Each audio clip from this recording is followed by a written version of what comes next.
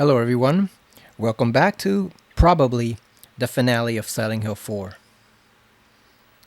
We've been through all of Walter's world, so we only have just the one final world to go to, which means we have to reach the bottom of the spiral staircase.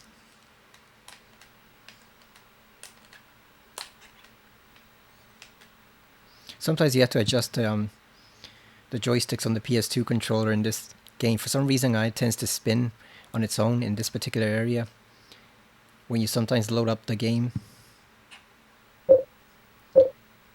It's only a problem I've had just specifically with this game, never with any of the others.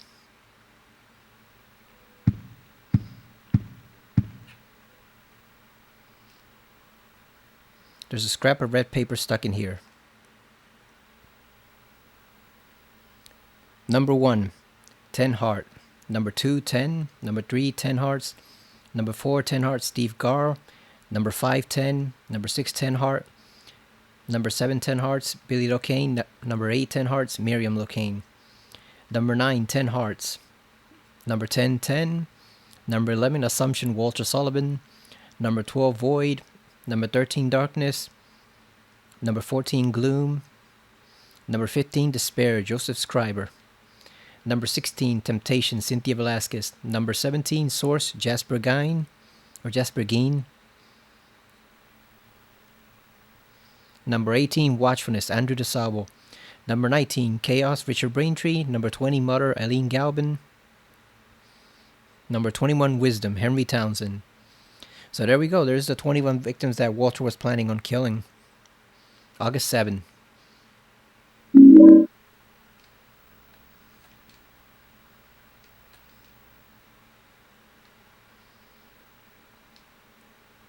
I believe the apartment is clear right now. Oh no, there is a haunting. I wonder where it is. Maybe it's in the bedroom. Oh yeah, it's the phone, right? We never exercised the phone. We have 2 med kits. I think we should store these.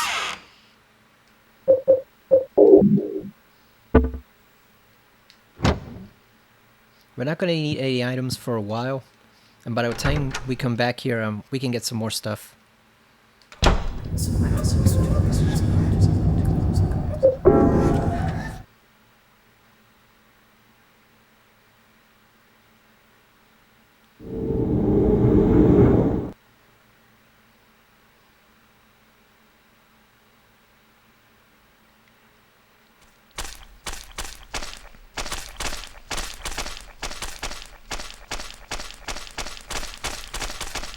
Alright, so let's head to the very bottom of the spiral staircase. You notice that kind of music or ambience is gone. It's dead silent now. Also, the world surrounding the staircase has definitely gotten darker. I always thought of the baby from Ally McBeal whenever seeing that dancing baby right there. Look at it boogie. I wonder how many people today even remember the dancing baby from Ally McBeal. I'm sure it's probably on YouTube or some other social media site, but I wonder how many people actually remember it. Look at it go. Is that baby supposed to represent Walter? Alright, we made it to the very bottom of the staircase. So what's down here? Oh, look at that. Some doll's head. And what looks like some type of pulling cart. Look at all the doors. Here we go. There's a diary in the ground. I had that weird dream today. The one with the man with the long hair and coat. He was crying and looking for his mother again. I saw that man with the coat 10 years ago at this apartment. He was going up the stairs, carrying a heavy tool, an old-looking bow, and a bag that was dripping blood. I never saw him again after that. But a few days later, the neighbors complained that they heard strange noises coming from the supposedly empty room 302. So I took a look around room 302 and found signs that someone had been in there, but nothing odd other than that. But that's when it all started. I still hear strange noises coming from the window of room 302. Sunderland. So that was when he built his world. Whenever Walter built his world, that was when started to manifest.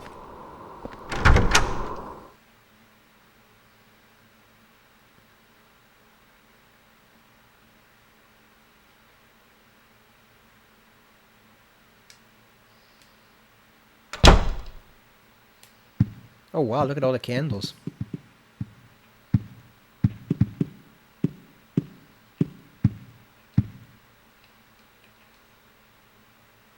There's an old picture book here. There's an old picture book and a red book here. There once was a baby and a mother who were connected by a magical cord, but one day the cord was cut and the mother went to sleep. The baby was left all alone. Oh, we read this one already. Oh, there's more pages. His friends told him how to wake up his mother, so the baby went right away to go and wake her up, but the mother wouldn't wake up no matter how hard he tried. She wouldn't wake up. Because the one that he was trying to wake up was actually the devil. The baby had been deceived, poor baby. The baby cried and cried and cried. When he thought of the mother, he remembered the feeling of being connected to her through the magical cord. Just then, a ray of light came down from the sky. The light was very warm and made the baby feel good. When the baby looked into his hand, he saw that the magical cord was lying there. With the cord clutched in his hand, the baby went happily to sleep.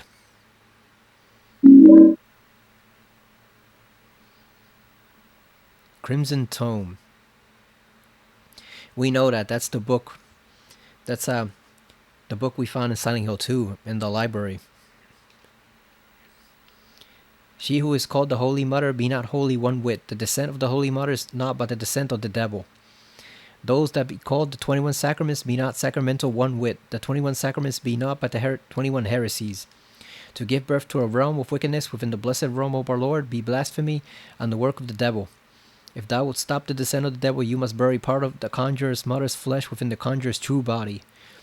Thou must also pierce the conjurer's flesh with the 8 spears of void, darkness, gloom, despair, temptation, source, watchfulness, and chaos. Do so, and the conjurer's unholy flesh will become that which once it was, by the grace of our Lord. So, in case you confused, that is not a Christian book or anything of the sort. That is actually the book from the order's rival group. Within the order itself, there's 2 different sections of it. There's the one that Alessa belonged to, and Dahlia, and the one that Walter belonged to, and they were frequently in conflict. So there was a third group called the Valtiel sect that kept the peace between the 2 of them. So that book is the section that Alessa belonged to, trying to stop what Walter is doing. Like I said, like the book said, maybe they viewed it as heresy. Well, they obviously viewed it as heresy, but in their opinion, I'm guessing they didn't believe that the other group, the one that Walter belonged to, actually worshipped the god they did. They thought they worshipped some kind of devil.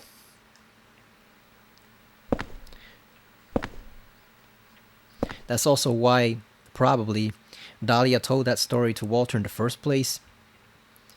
Simply because she was probably trying to get him out of the way. He was a promising student, as you saw based on the note at Wish House.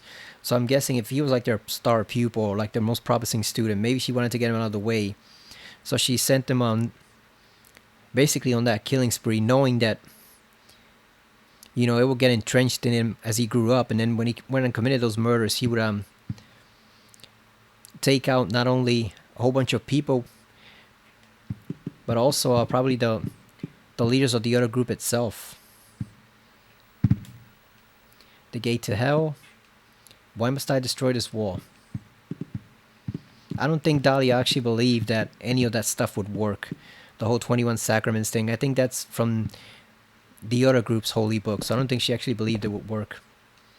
So you can go back to the apartment here, but there's no point in actually doing so. Not yet.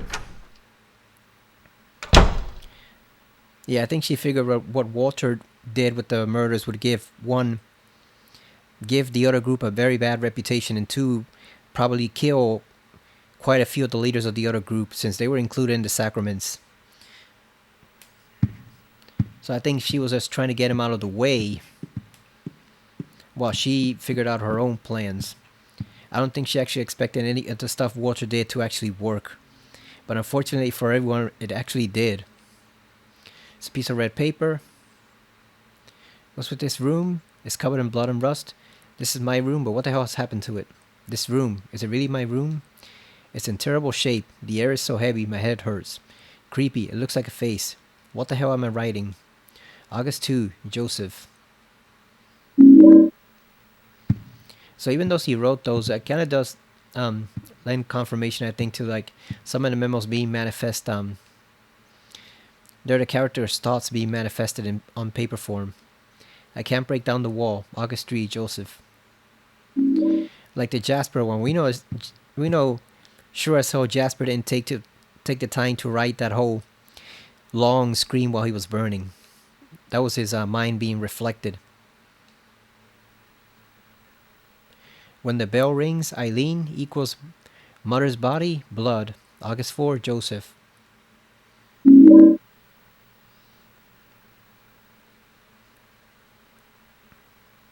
The Crimson Tome. Bury part of the conjurer's mother's flesh within the true body of the conjurer. Part of the flesh equals Super's room. August 5, Joseph. Yeah, he's talking about the umbilical cord. So yeah, I think Dahlia just intended to cause as much chaos in the other group as possible to get it out of the way of her own plans, but unfortunately it ended up destroying the whole order itself because Walter went on a killing spree and killed two of the most important leaders and the guys who actually held power in the town, so everything crumbled. Combined with Claudia killing Vincent much later on, and probably their own members getting wiped out because the ones following Claudia were turned into monsters themselves. We saw them in the chapel. That pretty much sealed the fate of the order. It got destroyed from within. Although Walter's obviously still around and kicking. Look at that clock. I always thought that clock looked pretty cool. I wouldn't mind having a clock like that in black and white. Alright, we've looked through everything in the apartment building. Yeah, the reason I pointed out because some people might think maybe that's another religious group trying to stop whatever Walter is doing because they refer to as the devil, but no, that's the holy book of the other section of the order, the one Alessa belonged to, and we know that because that crimson tone appears in the second game as well. So I kind of wonder if like the whole Holy Mother sect of the order is something that originally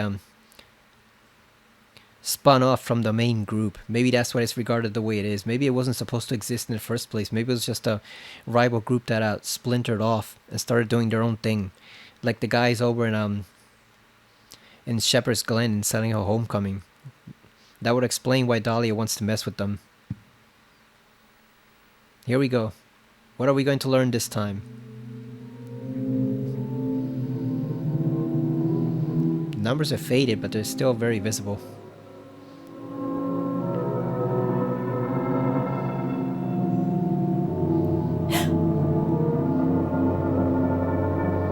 It's him. There he is. Well, to make it this far,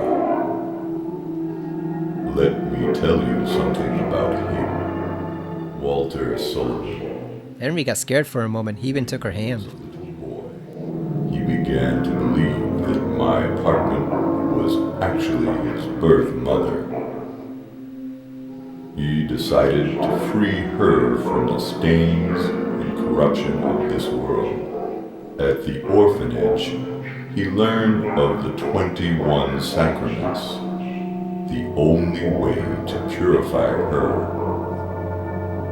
He then performed the ceremony of the Holy Assumption and created this twisted world.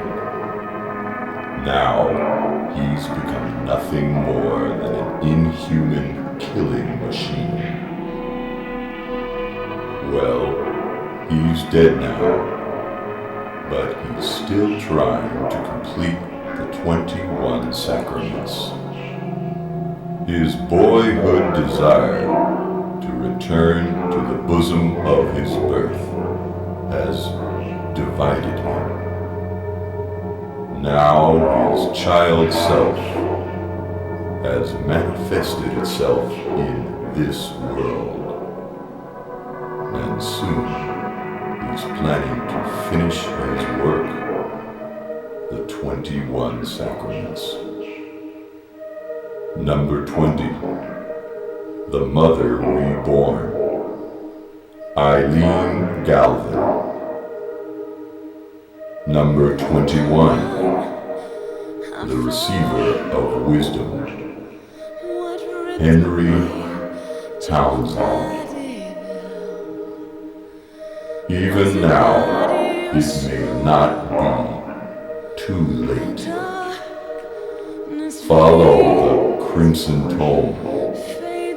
Stop.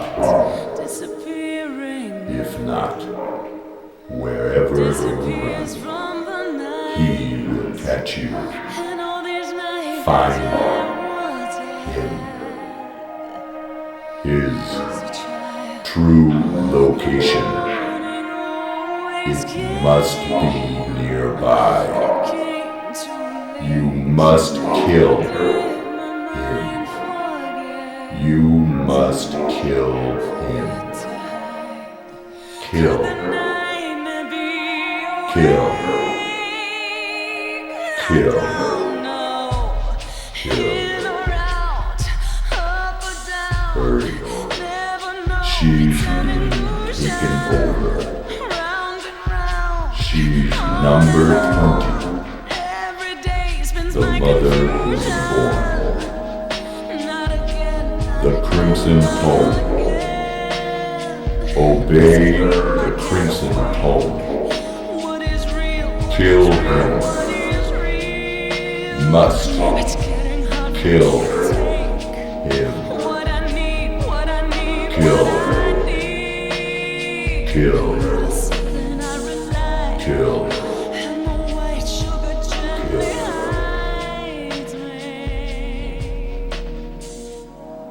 So when I was younger, I never really saw his facial features there because I always had it on darker. I upped the brightness for this, so I can finally see his facial features in full view. There's this record player that he mentioned having. So all these candles must have been to keep away all the ghosts. You notice he's not transformed like the other ones. He's still kind of human, even though he's stuck on the ceiling. I wonder if all those candles were what allowed him to stay like that.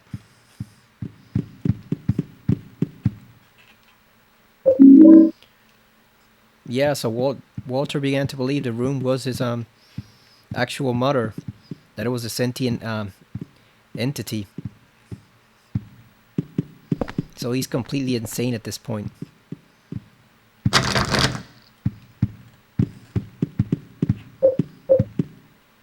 We got the Pickaxe of Hope. Hope is written on the handle. Doesn't look like I can use it as a weapon.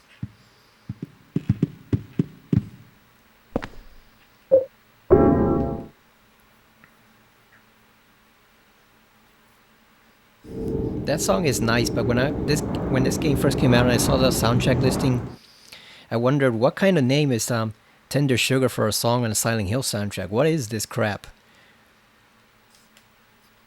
I still don't know why they actually called it that title. But it actually sounds good on the soundtrack. It's a pretty decent song. Ooh. I'm always watching you. And you can see that's not Walter, that's Joseph. That's Joseph's ghost. So technically he does count as a haunting. He is a ghost at this point. Ooh. Something fell down.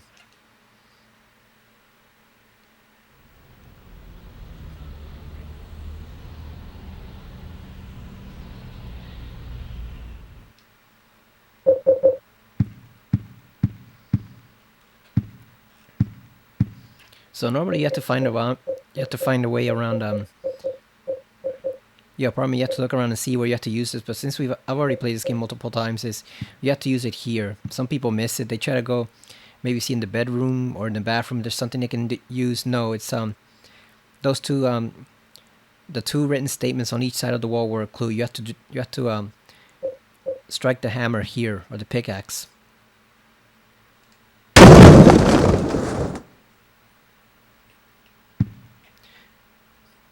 So I'm guessing it must have been Joseph who sealed this thing.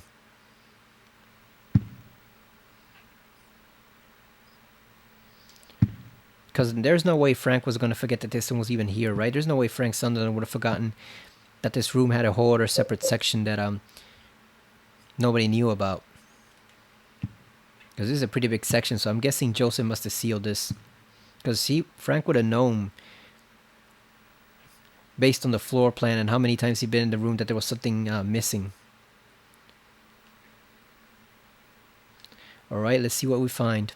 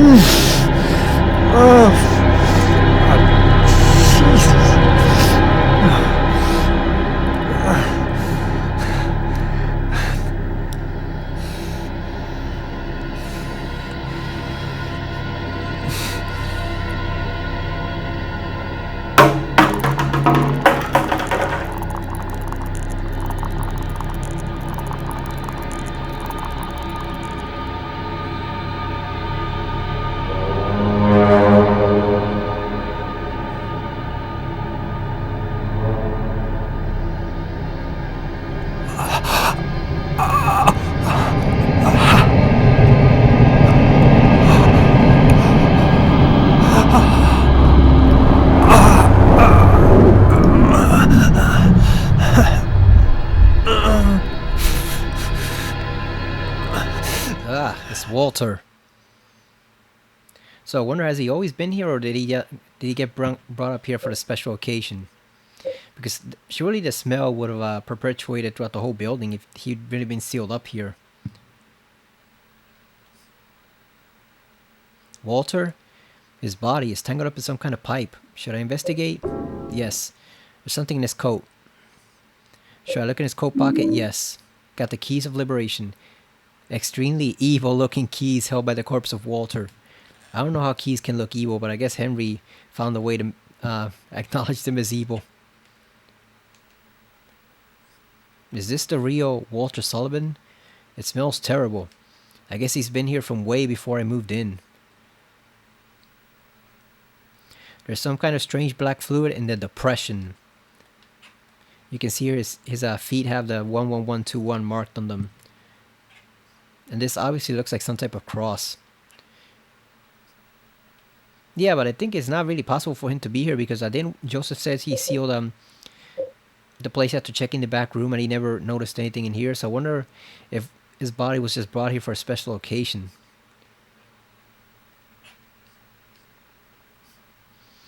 What's in the refrigerator? Bags of blood and things like that. This must be the cult's Bible.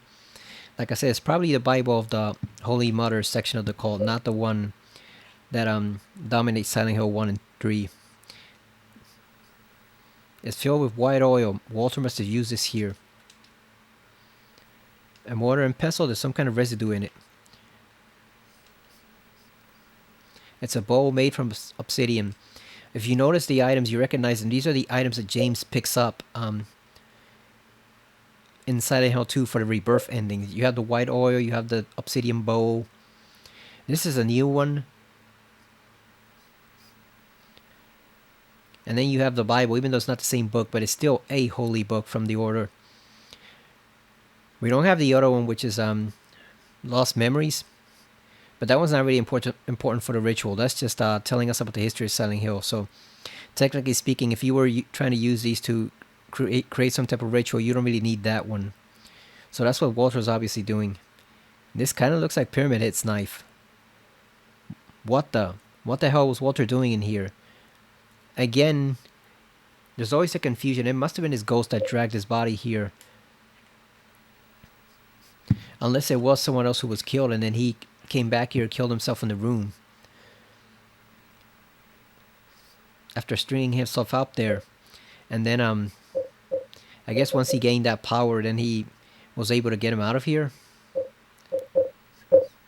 So that it left no trace, because Sunderland said he didn't find anything when he checked the room. So I'm guessing Walter created his own little pocket dimension here at first. Like the file said that it began to swell his entire world once he created it. So I'm guessing it started here and it was just a room. And then from there it grew and grew as all the other places forced their way into it.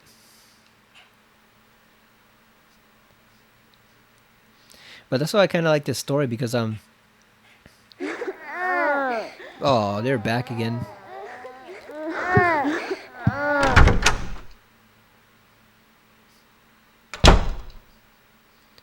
I just wanted to get away from the haunting for a bit.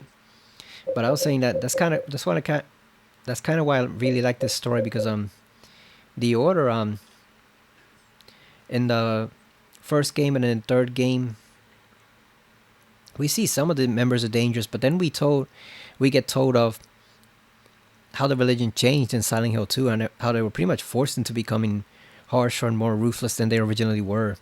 But then I've seen people say like it's difficult to take them seriously as villains in the first game and the third game. But if you look at here, unintentionally, they basically created this monster that's more powerful than Freddy Krueger. Because Walter is not only almost unkillable and he can reach you in your dreams, but he has his own world and he can reach you anywhere. You don't have to be asleep to get killed by him. He can reach you wherever you go. He can still reach you there, even in daylight. So like, I kind of like the fact that this group of religious weirdos just operating in this orphanage and chapel in the church, in the woods, created this powerful monster that threatens the whole world basically at this point. Yeah, we're just gonna leave them here. We do need some bullets probably. Oh yeah, we need a revolver also. We're gonna have use for the revolver soon. Oh, we never picked up the extra bullets.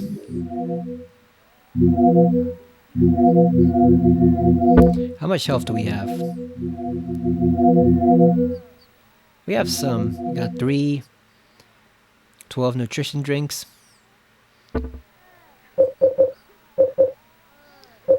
Should we keep this one or... the hell with it. Let's keep the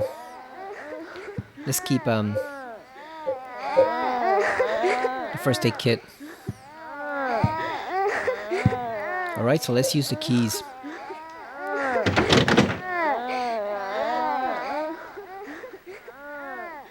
Yeah, I really like the way that, like I said, that this virtually unknown religious group created this powerful monster.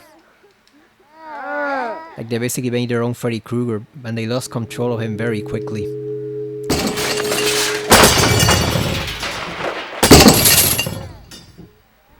There we go, all the locks are busted. We can finally leave the room and see what's outside.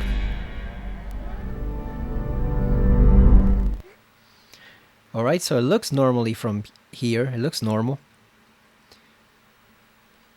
But once we actually step outside...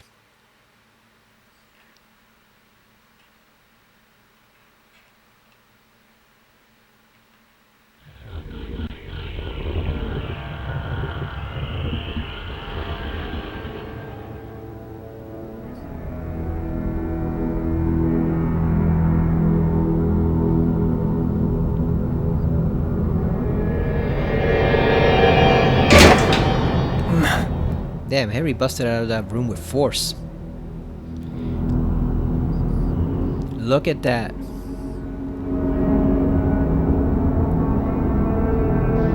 All the squiggly red lines. No way. Not here, too.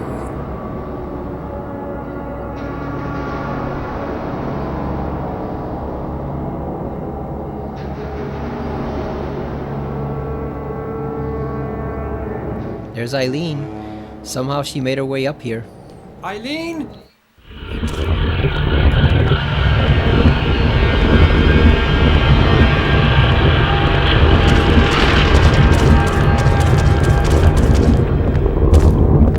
So, the question has to be asked, is this the real world right now or is it Walter's world? This is our apartment building, but now it looks like some kind of nightmare. I think it could be either, it could be both. You know, one or the other, but it could be both. Because since the ritual is almost complete, maybe it's affected the real world as well. And you'll see this one has a slightly different layout to it. It's not quite the same apartment building, so it could actually be the real world that's become like this. Back off.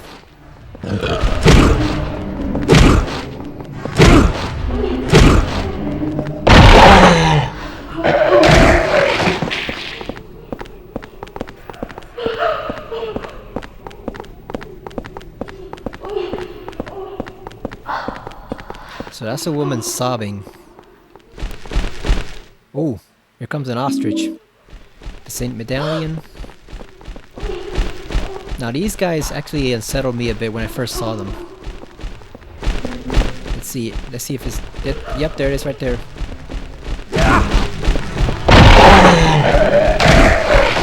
I believe they're called bottoms, and these are basically uncloaked versions of the... Damn, look at... That was a swan dive. They're uncloaked versions of the...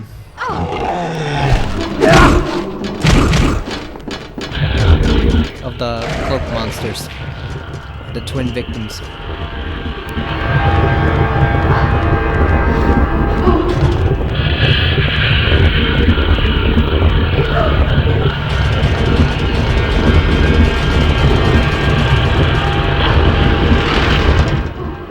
Got a nutrition drink.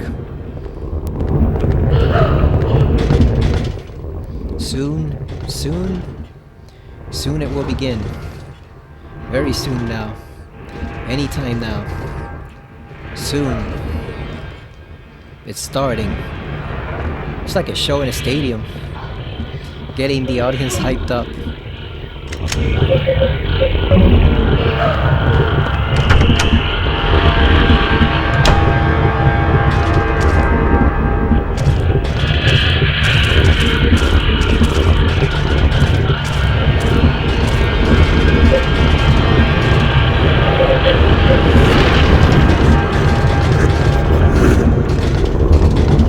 Yeah, it's ultra freaky now. I'd like to think this is actually the real world that's transformed in like this.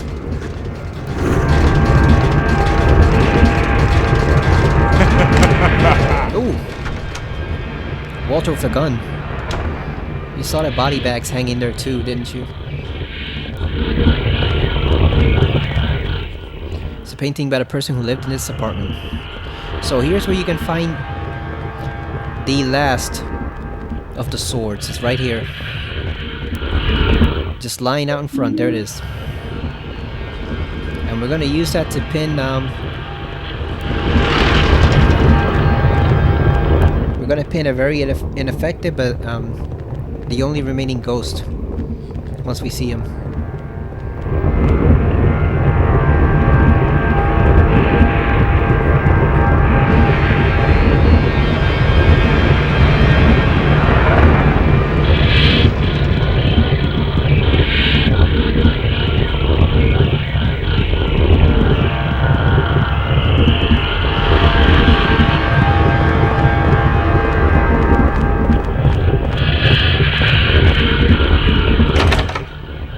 Now there is a machine gun lying on a counter in one of these apartment buildings. You do not want to pick it up and give it to Eileen unless you just absolutely want her to completely help you against the enemies, because it will drain her health down to like nothing. Her injured state, she'll become severely injured and then you have to heal her using candle near the end. Otherwise it gets you the bad ending. It comes at a cost. Look at the body bags. Yeah, it comes at a cost. The cost being that I guess the recoil damages her severely.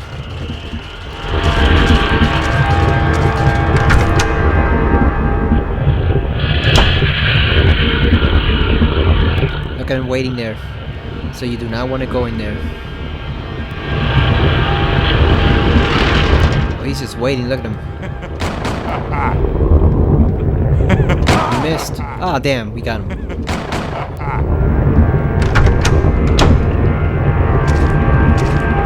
That room exists solely to troll you. That's it. Now we need the revolver here. But sorry Eileen, we're gonna deal with this on our own, because this is gonna get dangerous very soon. It's gonna get hairy. It's gonna get mega hairy.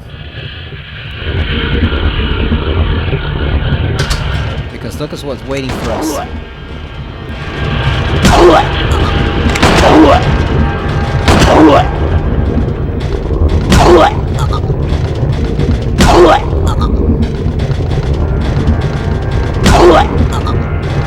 Oh, here it comes.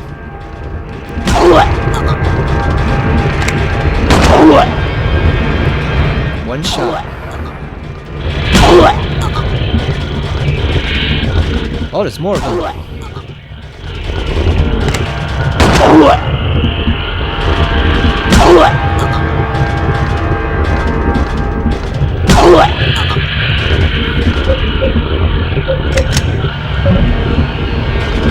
Yeah, you do not want to try to mess with those guys while Eileen is with you. That's a much better sound effect also than the burping one they use. They should use that for all the times they get hit. Alright, Eileen, let's keep going.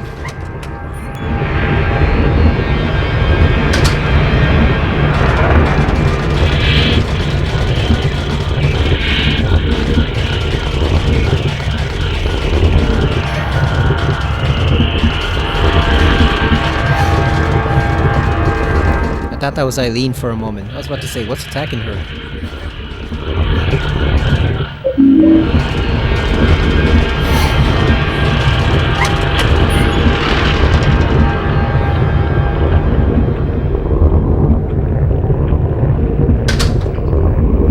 Personally, I think this is a blend of both. I think it might be the real world, but it might also include the apartment world. Maybe they've kind of merged at this point.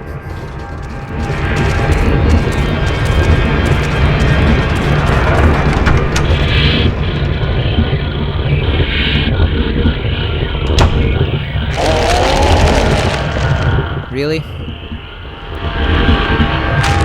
Can't get out of here?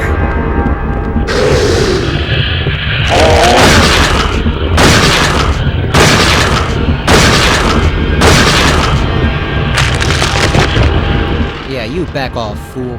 Ooh.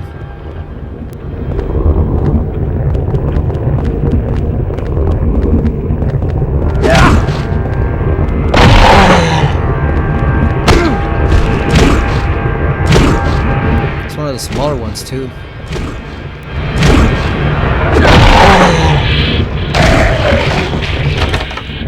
So this room is just schmuck bait to con you into wasting bullets here. Well, I guess you do have one nutrition drink. That's your reward for killing those two. It's schmuck bait, as they call it, just to trick you into wasting your ammo, wasting your health. Now you can use a revolver for the final boss later on, but I prefer to use it against the monsters here, the patient demons, because it's much better used against them because the axe is the best weapon to use against the final boss.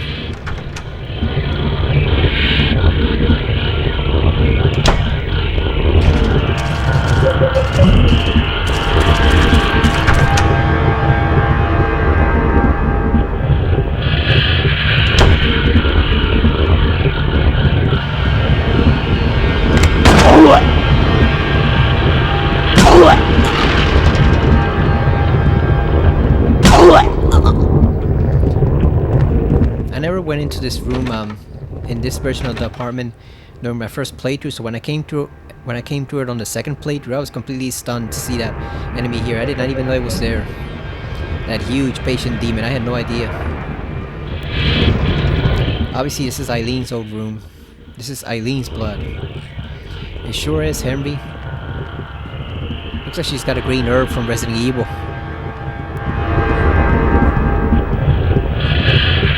Oh yeah, here's the last remaining revolver bullets. Here they are. There you go, that's all the ones you're gonna get.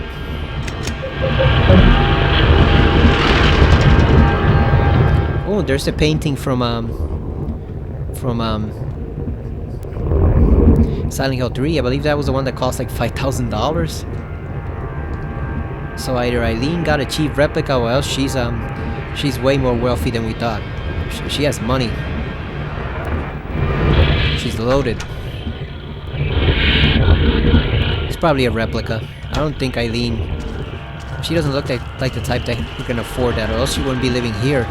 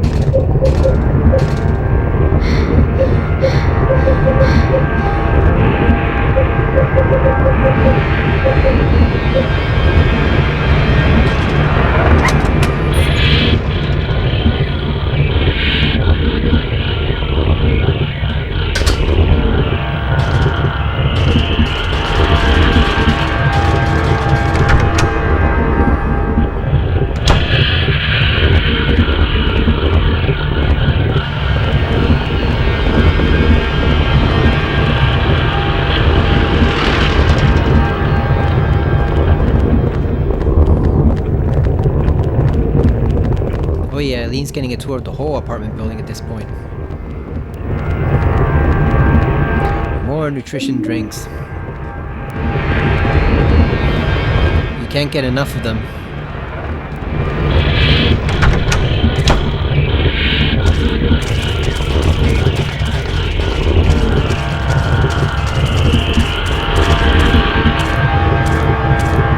You notice those things hanging there, they disappear when you emerge from the other side.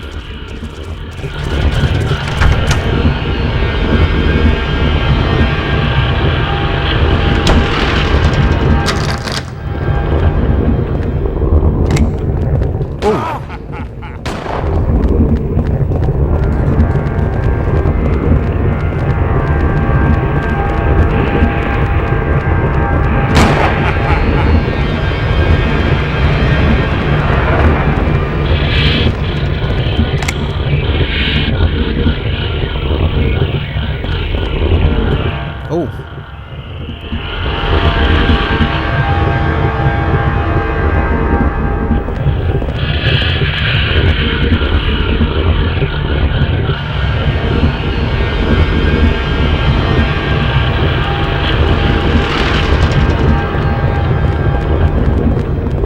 So you actually can knock out Walter if you hit him enough times with a weapon, but it doesn't really do any good. You can't kill him, obviously.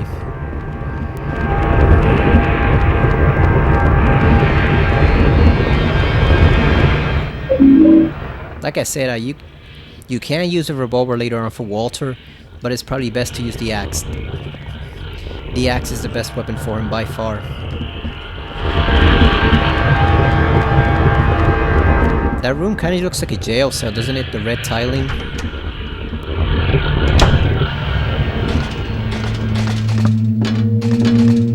Finally, all that chaos went away.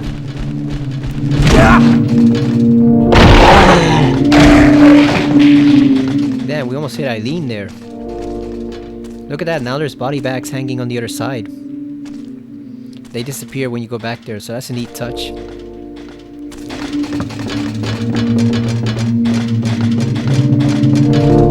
Might have to start using up the bullets just to use them and get some inventory space. And this is obviously the theme from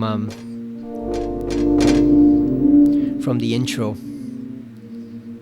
The very end of the intro.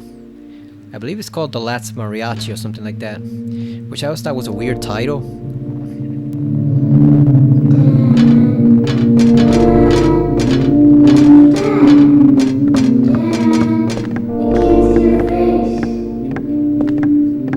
That reminds me of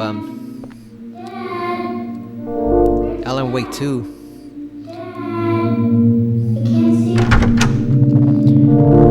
And Saga's father, because we don't know where that guy is either. At least so far. Maybe they'll tell me by the end of the game, but we don't know where he is either. And he left when she was young too. Supposedly he died. I'm not really sure that's the case. I have a suspicion about who it might be, but it does remind me a bit of it. Walter never knew his father. Saga never knew her father. Absent fathers are quite a theme in a lot of video games, aren't they? And TV shows, movies, etc. Can't hold anymore.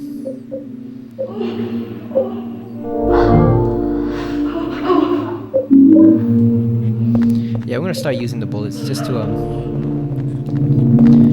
use them up so we can free some inventory space. Where's the ghost? I'm looking to impale him with the sword.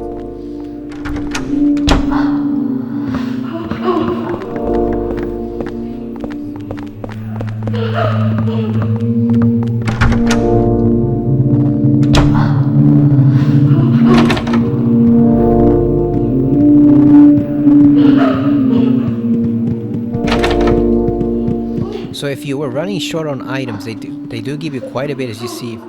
There's the ampule, which I'm gonna have to come back to that. Oh, and a first aid kit, definitely come back to that. Yeah, so we'll come back to this room.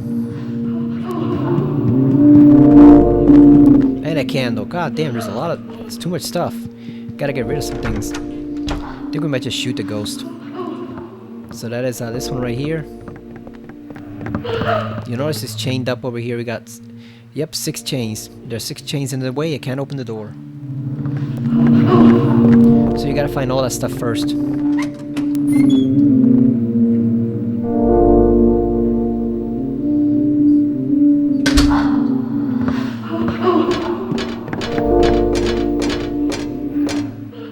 It's a sketchbook. Walter's father? Yeah, it looks like his face is crossed out, so that's probably what it is. Okay, so Eileen will not move from that area now. She will stay there staring at the picture drawing. At least until you get the next cutscene. These are attendance lockers, but I don't need to mess around with them now. The door is shut tight. I knew it. I can't get out this way. That's why I also prefer to think that this is the real world transform, because imagine all this stuff going on inside this building and nobody outside knows of it. To them it just looks like a regular building, and inside it's pure hell at this point. Nobody even knows what's going on here.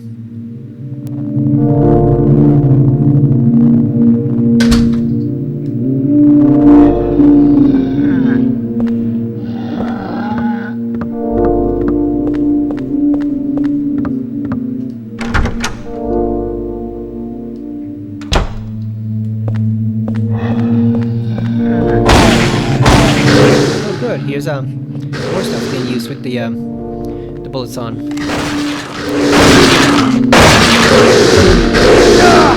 Ooh, he was not done.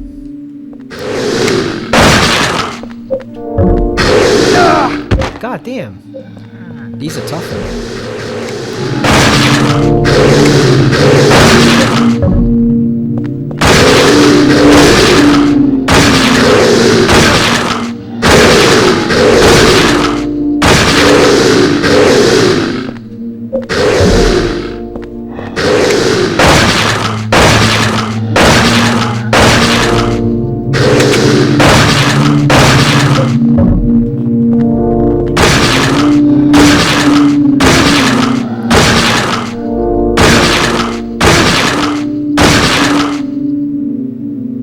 You also notice there's no ceiling. There's no ceiling there at all.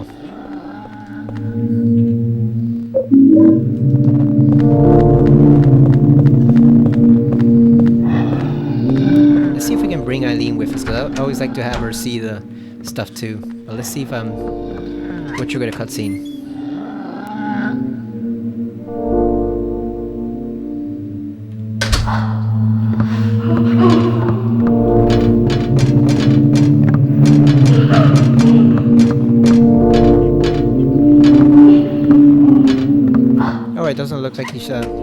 Doesn't look like he's gonna move.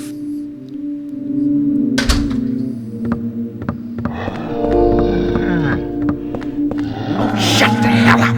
You can't blame it all on me.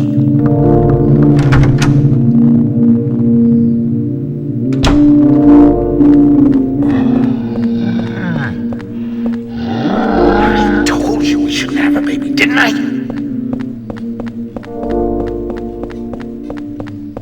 Yeah, so that is Walter's father. He can't see his face, so that's why he's covered by the hair. And he's looking down.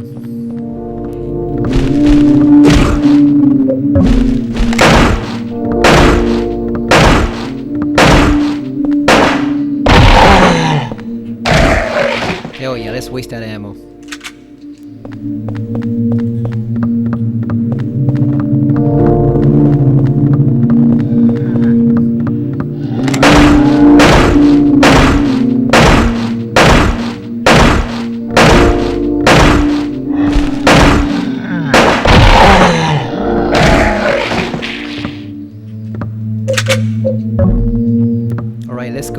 Let's go get the Ampio before we forget, because that's critically important. We need that for the final boss, so let's go get that before we forget.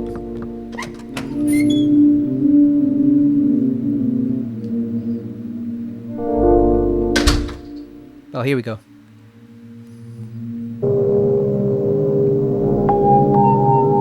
Eileen?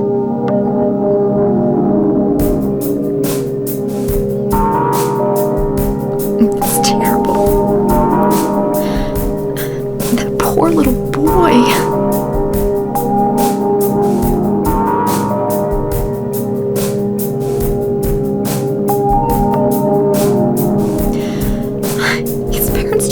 threw him away right after he was born.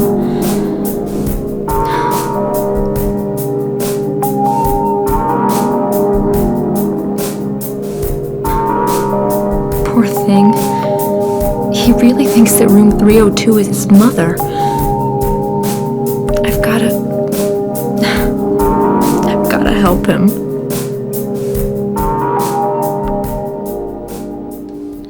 I don't think you can help him at this point, Eileen. I think he's beyond help. Yeah, so if she's severely injured, she gets a different message. And I think she might get a third one if she's like moderately injured. But it does change.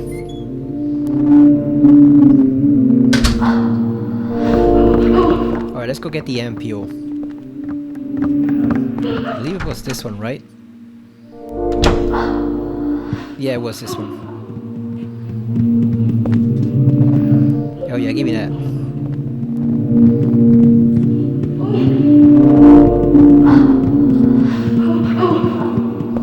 We can get the candle, but there's no use for it, so might as well just leave it here. Because we got no use for it. You can see there's not really any ghosts left. Except the one we're gonna find soon.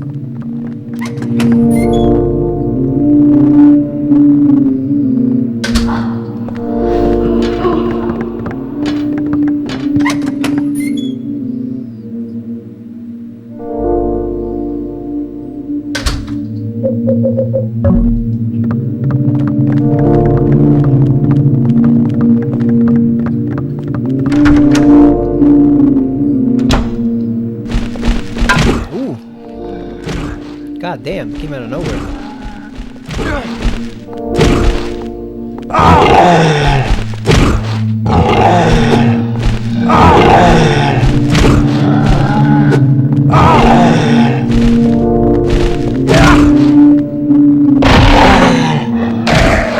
There we go.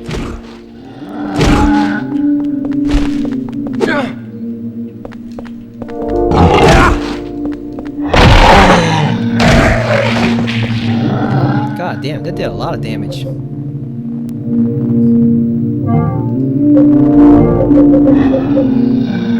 Let's get out of here. I can't stand it anymore.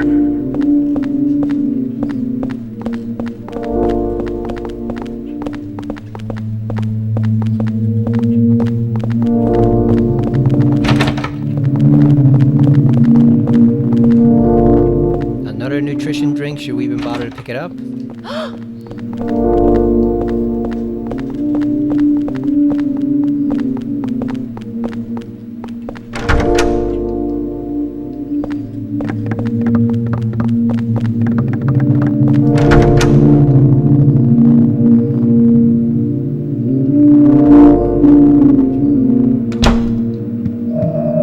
Here's the final ghost. There he is.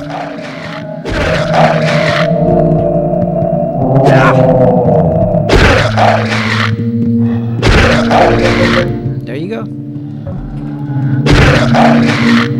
And that is it for old Jimmy Stone. He's permanently pinned now.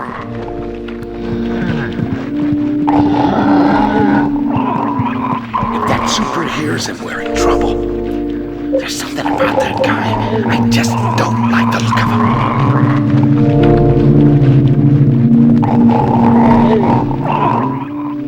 It's a dead cat wrapped in a pair of jeans. Yeah, I think this is normally where you find a machine gun, possibly.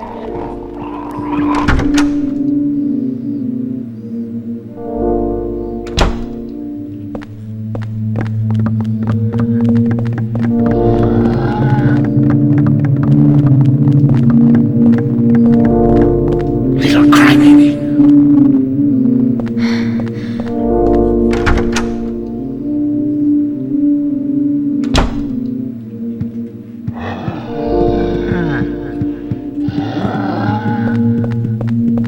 Where was the candle again? All the guns here are just models. Hurry up. Get that.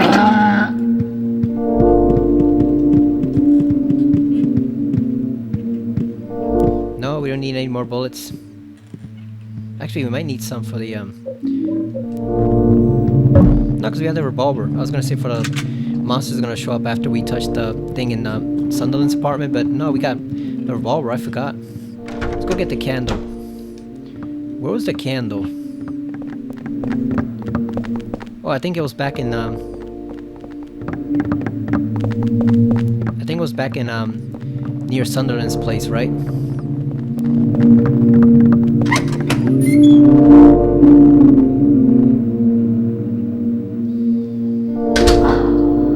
Now I usually like to go back and heal all the way before doing the next part, because I want to see how well we did. Eileen, where did you go? I want to see how well we did, and because I was also going to show you the trick to healing Eileen. But since I don't want to go back that far, I'm just going to heal her and I'll make a separate save file. I'll just make a separate save file, it's no big deal.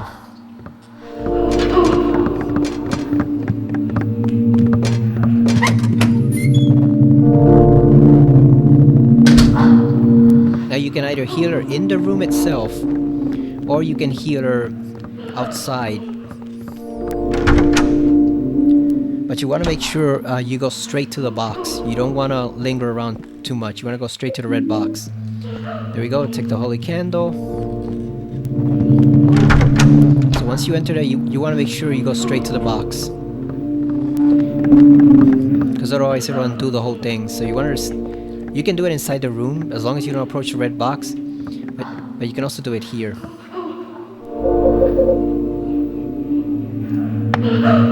There we go. And that'll slowly heal her.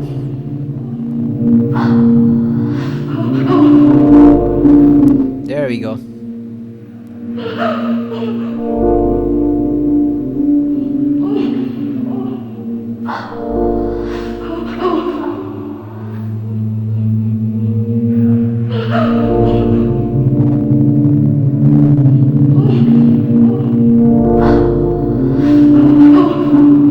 Yeah, so if she was severely damaged, you would see all the red lines and blood and stuff disappearing.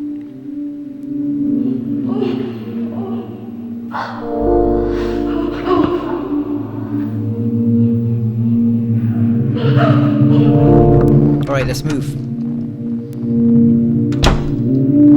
Let's go to the red box. Here we go, before it wears off.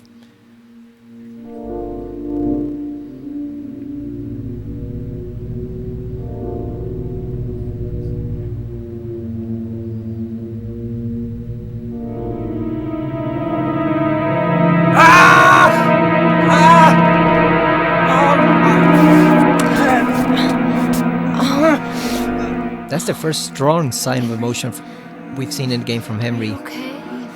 The first really strong sign of emotion. It's Walter. He's crying. Even finishing the 21 sacraments? It won't help that boy.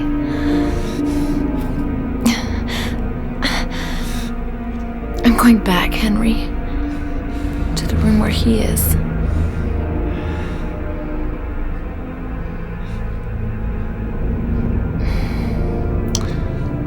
We're the only ones. The only ones that can stop him.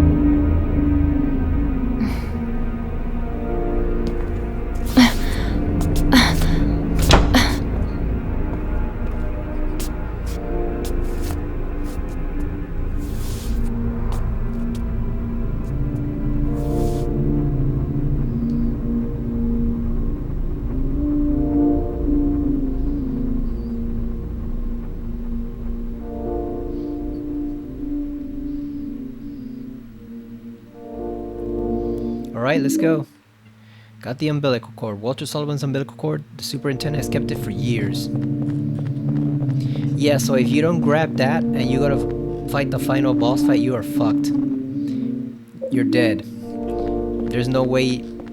I will tell you right now, there is no way to harm Walter without using that. So if you don't grab it, or... Obviously they give it to you here, but if you forget to bring it because you store it in the box or something, you're screwed. You have to redo the whole fight over again.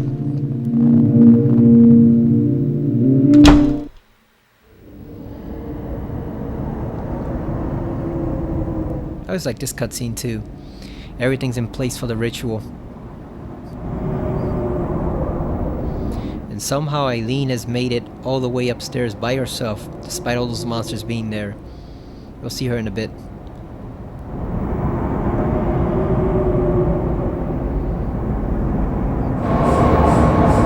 Oh, look at that. What is that?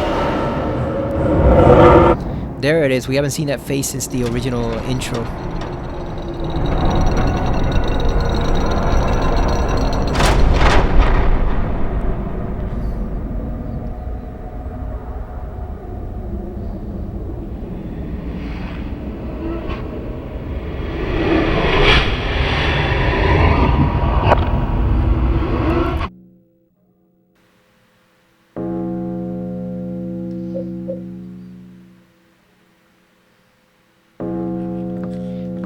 One thing I noticed this game, for some reason, I don't know if it's those transitional moments there, but it kind of has a weird effect on the recording. You saw it right now. You might have seen it. It flickered out for like a second or so.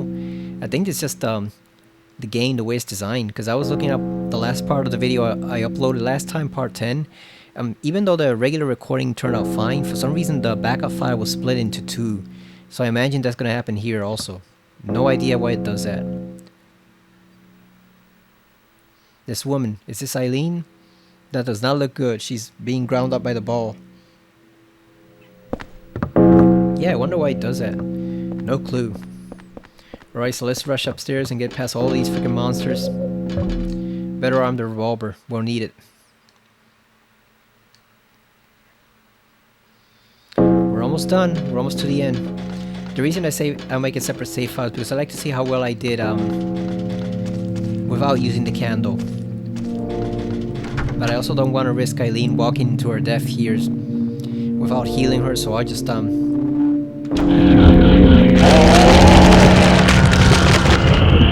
make a backup save. We're just gonna ignore this. You don't have to fight any of them unless you absolutely want to.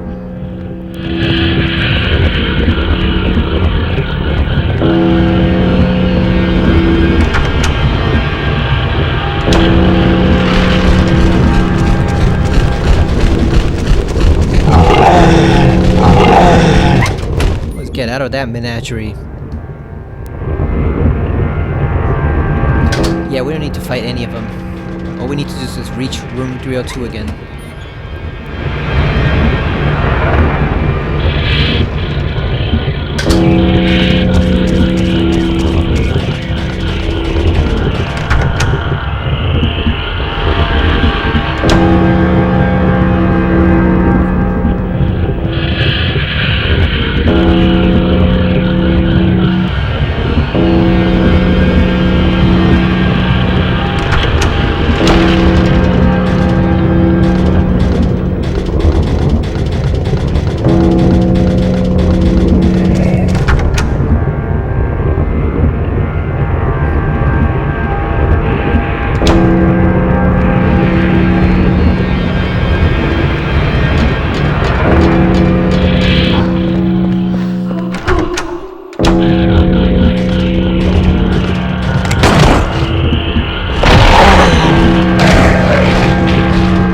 Little Walter right there. So I assume that woman is his mother, the one that we're hearing.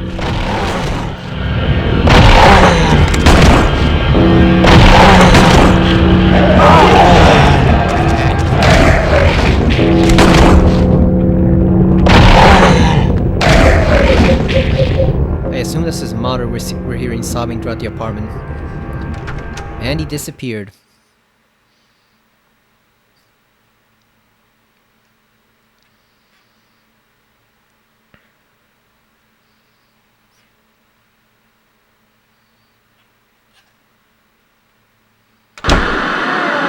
Ooh.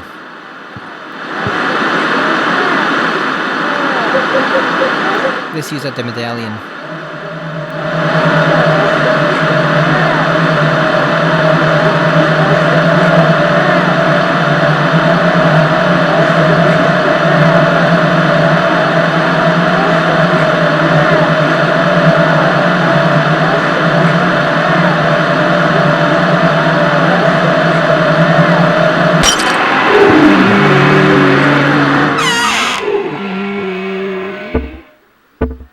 Let's put this away for now. We don't need the revolver or the gun. We don't need either of those. Or this.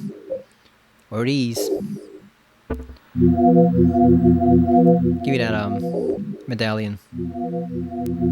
Let's grab the second ampule.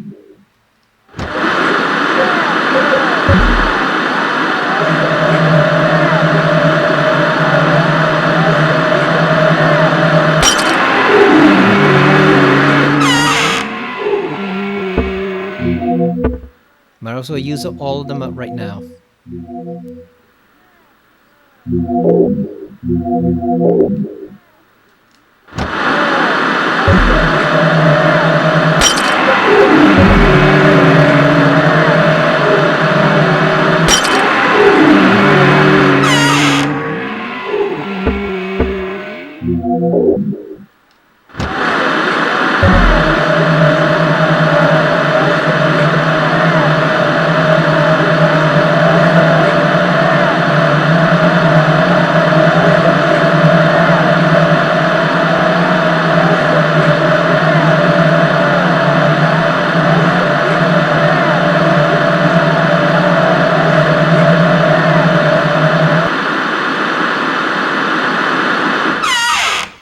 Alright, so we got rid of that. We're gonna save. You want to leave at least 5 slots open. Because you're gonna have to pick up a whole bunch of items and you need the inventory space, so we're gonna save.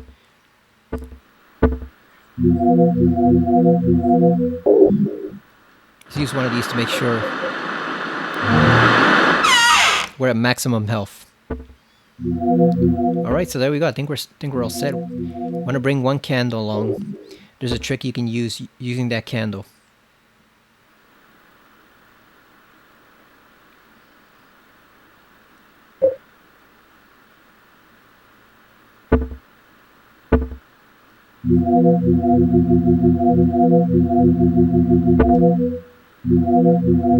We'll bring along one of these just in case.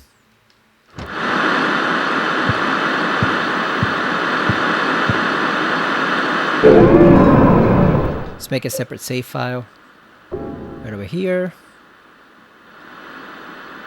Return from outside room 302. So yeah, this is not the apartment world. This is outside room 302.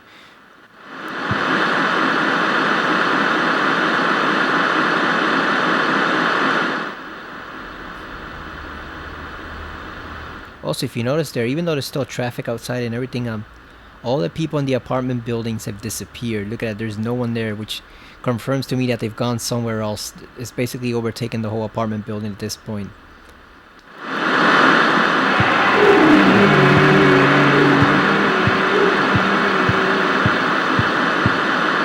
I wonder if Joseph is still here. Oh no, he's gone. Alright, so, oh, we forgot to listen to the, fuck, we forgot to listen to, the tape recording.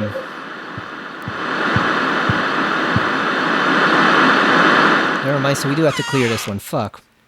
Let's grab a candle in and clear it. Might as well.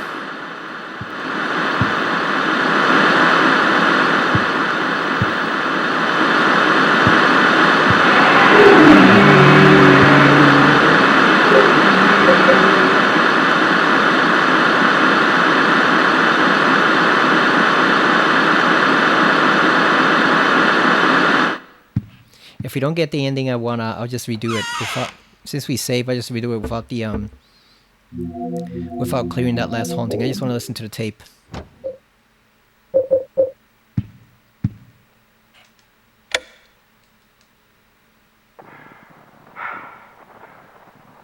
How do you like that, you sick little freak? You had it coming to you. These clothes are disgusting. Get them out of my sight. I know. It'll be perfect to wrap his body in. Hold it. You! Hold it. I think You I'll keep snooping that around for again? myself. Get your ass out of here Hold before it, you hold really it, piss me off! Hold it. Hold it. I think I'll keep that one for myself. Hold it. I think I'll keep that one for myself. All right, let's put the tape back. So you heard a bit of the neighbors there. I imagine that tape is why it was really easy to make Richard into a serial killer in that whole serial killer verse that I told you about on Archive of Our Own, the Silent Hill fanfics where everyone's a killer. Because Richard really does seem like he'd be the type. Yeah, if we don't get the ending I want, I'll just reload it.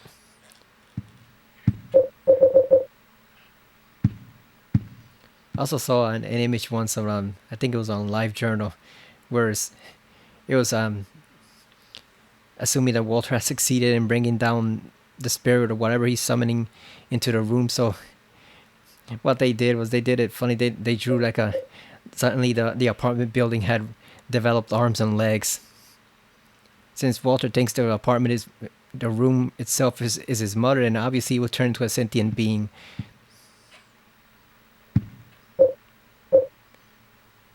People used to do a lot of fan art for the series. Some of it funny, some of it serious. The funny ones were usually fun to read or check out. Walter's body's gone. Where could it be? In the depression. Wait a minute, this is no normal depression. When I stare into it, I feel like I could be sucked in. It's like it's connected to some other dimension.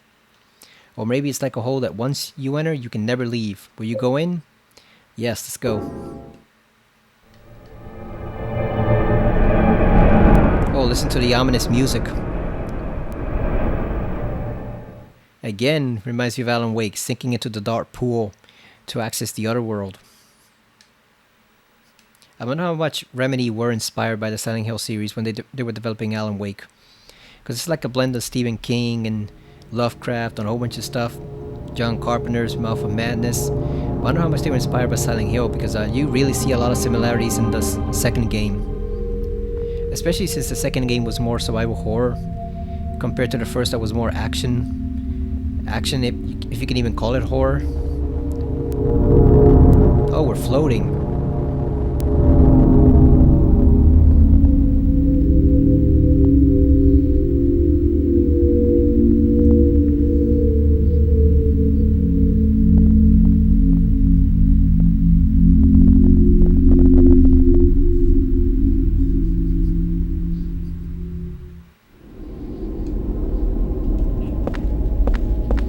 I assume these are referencing some of the victims, the newest victims that he might have killed.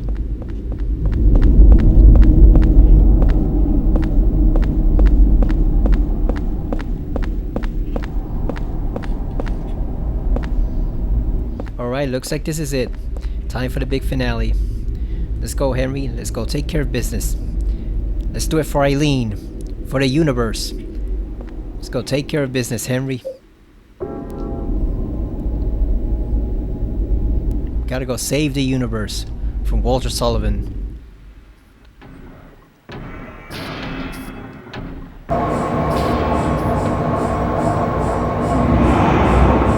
There's that ball from the intro and a pool of blood. Look at that.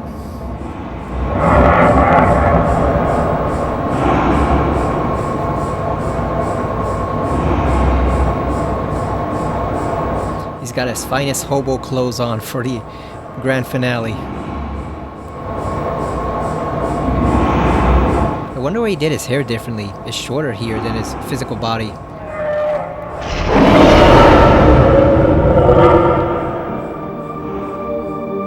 Look at that thing. So when they say descending the Holy Mother, I guess he's going to put the spirit of the demon inside that body. That's how it'll descend to Earth.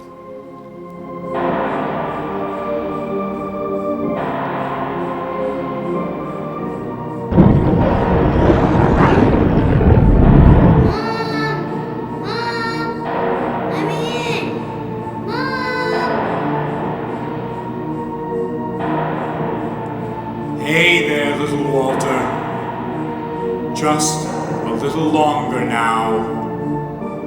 His voice actor does a good job of sounding and settling. You're it. The last of the 21 sacraments. The final sign. The receiver of wisdom.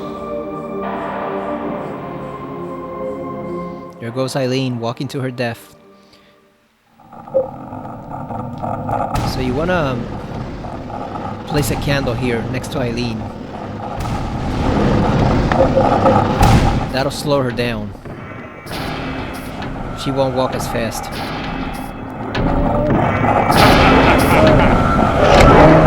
There we go. You gotta use the umbilical cord on the monster there. So remember when I said you heard that roaring and all those moans and stuff in the building world and the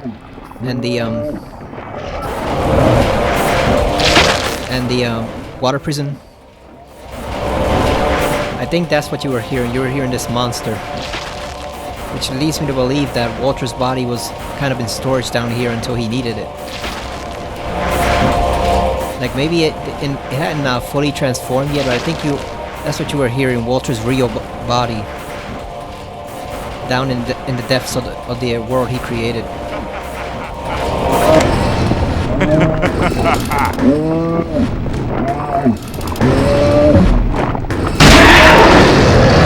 You gotta use all 8 spears.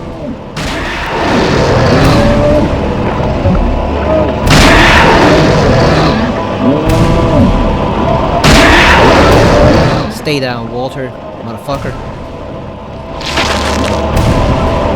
The Silent Hill 4 album also had some nice art of this monster eating a whole bunch of people. It looked like a scene from Dante's Inferno, with a whole bunch of like naked people and people being tormented in hell. It did a good job of depicting this little area there. We didn't know what it was at the time when we first saw the artwork for it, but it's obviously meant to be this section right here. Or maybe the hell the world will transform into if Walter succeeds. If this thing becomes what he wants it to be. There we go. He's vulnerable now. Now you gotta wait for him to get back up. Yeah, he's basically been made human now, so now you can actually kill him. He's still tougher than the average human. And you don't want to waste time hitting him with regular strikes. You want to hit him with a charged attack. It takes 11 hits to kill him. So you got plenty of time to save Eileen. And as long as you keep charging, he won't hit you. Unless you get extremely unlucky and he does a spin attack. He has this spin attack he does with his legs. You want to just keep charging it so that he doesn't have a chance to shoot you. Because that'll knock you out of the charging phase. Just keep pounding away at him. See? It knocks you out of it. But you can recover quickly enough.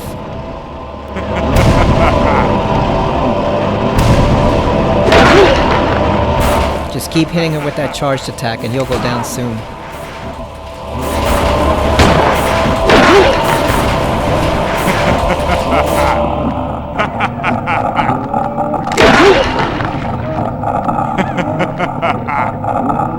Here we go. Who swings first?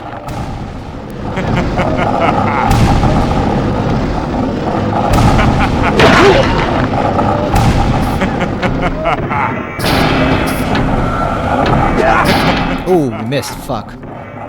We missed that one.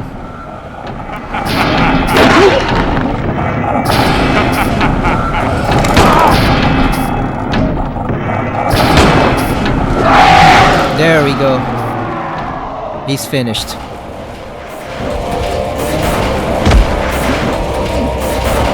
Fuck you, Walter Sullivan. Fuck you. He's toast. It's over. Yeah, so it takes about 11 hits to kill him. Riveting boss fight, right? I like the scenery. I just wish you had to do more than actually just hit him over and over again with the charged attack, you know? Like if they added some type of puzzle element to it or other things he could do. Like maybe the monster itself could attack you if it weren't chained up. So if you think about it, Walter is basically split in 3 at that point. You have him, the adult serial killer Walter. You have the child Walter upstairs, and then you have the Walter and the monster. So he split himself into 3 at that point. Even though I guess, like I said, I think the plan was to put the so-called Holy Mother's spirit inside that thing. And that's how I would have created the cult's god. Well, the Holy Mother cult's god. Because like I said, I don't think it's the god that Dahlia and the others worshipped.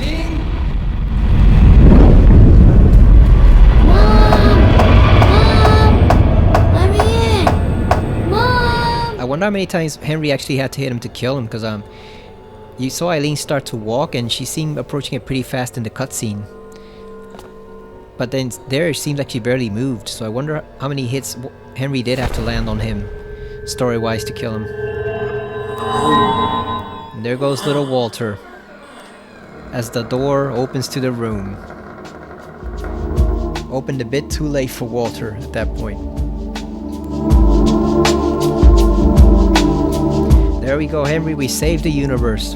Or at least Ashfield, and probably a lot of Earth from Walter Sullivan. Because who knows what that thing would have done. And Henry finally emerges from his room. He finally emerges from 5 days of mustiness.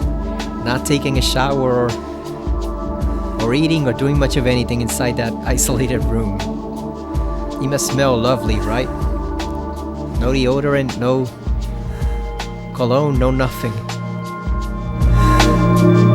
Just stuck in there for 5 days. I guess he said he did have running water, but he probably didn't use it, I imagine. At least he didn't use it much, because he looks shabby and unshaven. Eileen. Yeah, how do we do? Let's see. Eileen should be alright. Henry, she should be in the hospital. The day after. So I guess killing Walter actually healed her injuries, because look at her in a moment.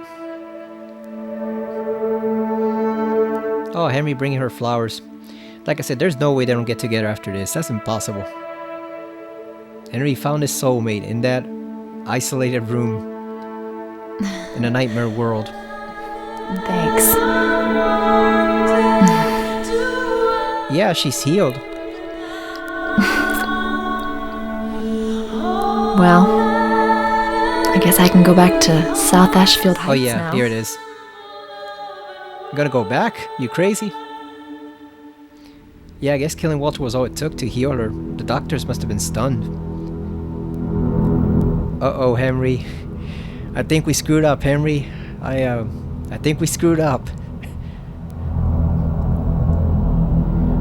Now, some people have misinterpreted this or wonder what it is. I think it's to say the room is still possessed, which means the world Walter created still exists. We didn't clear enough of the haunting, so they were able to get in and corrupt the room. So once Henry goes back there, he's effectively screwed.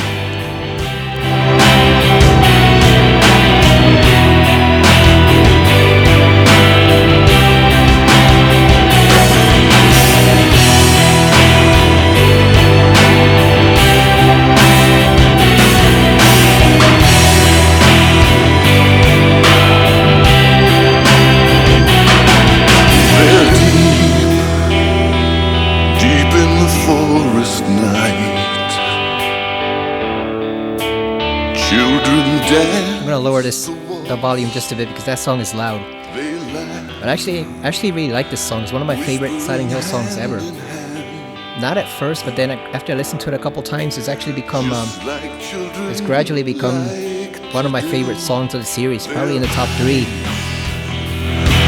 It's loud, but it's definitely worth listening to if you have the full track. I always keep it on my PC. I listen to it frequently, especially when trying to get inspiration for writing stories. Starting to make some sense. So that is Silent Hill 4. There we go. We completed it.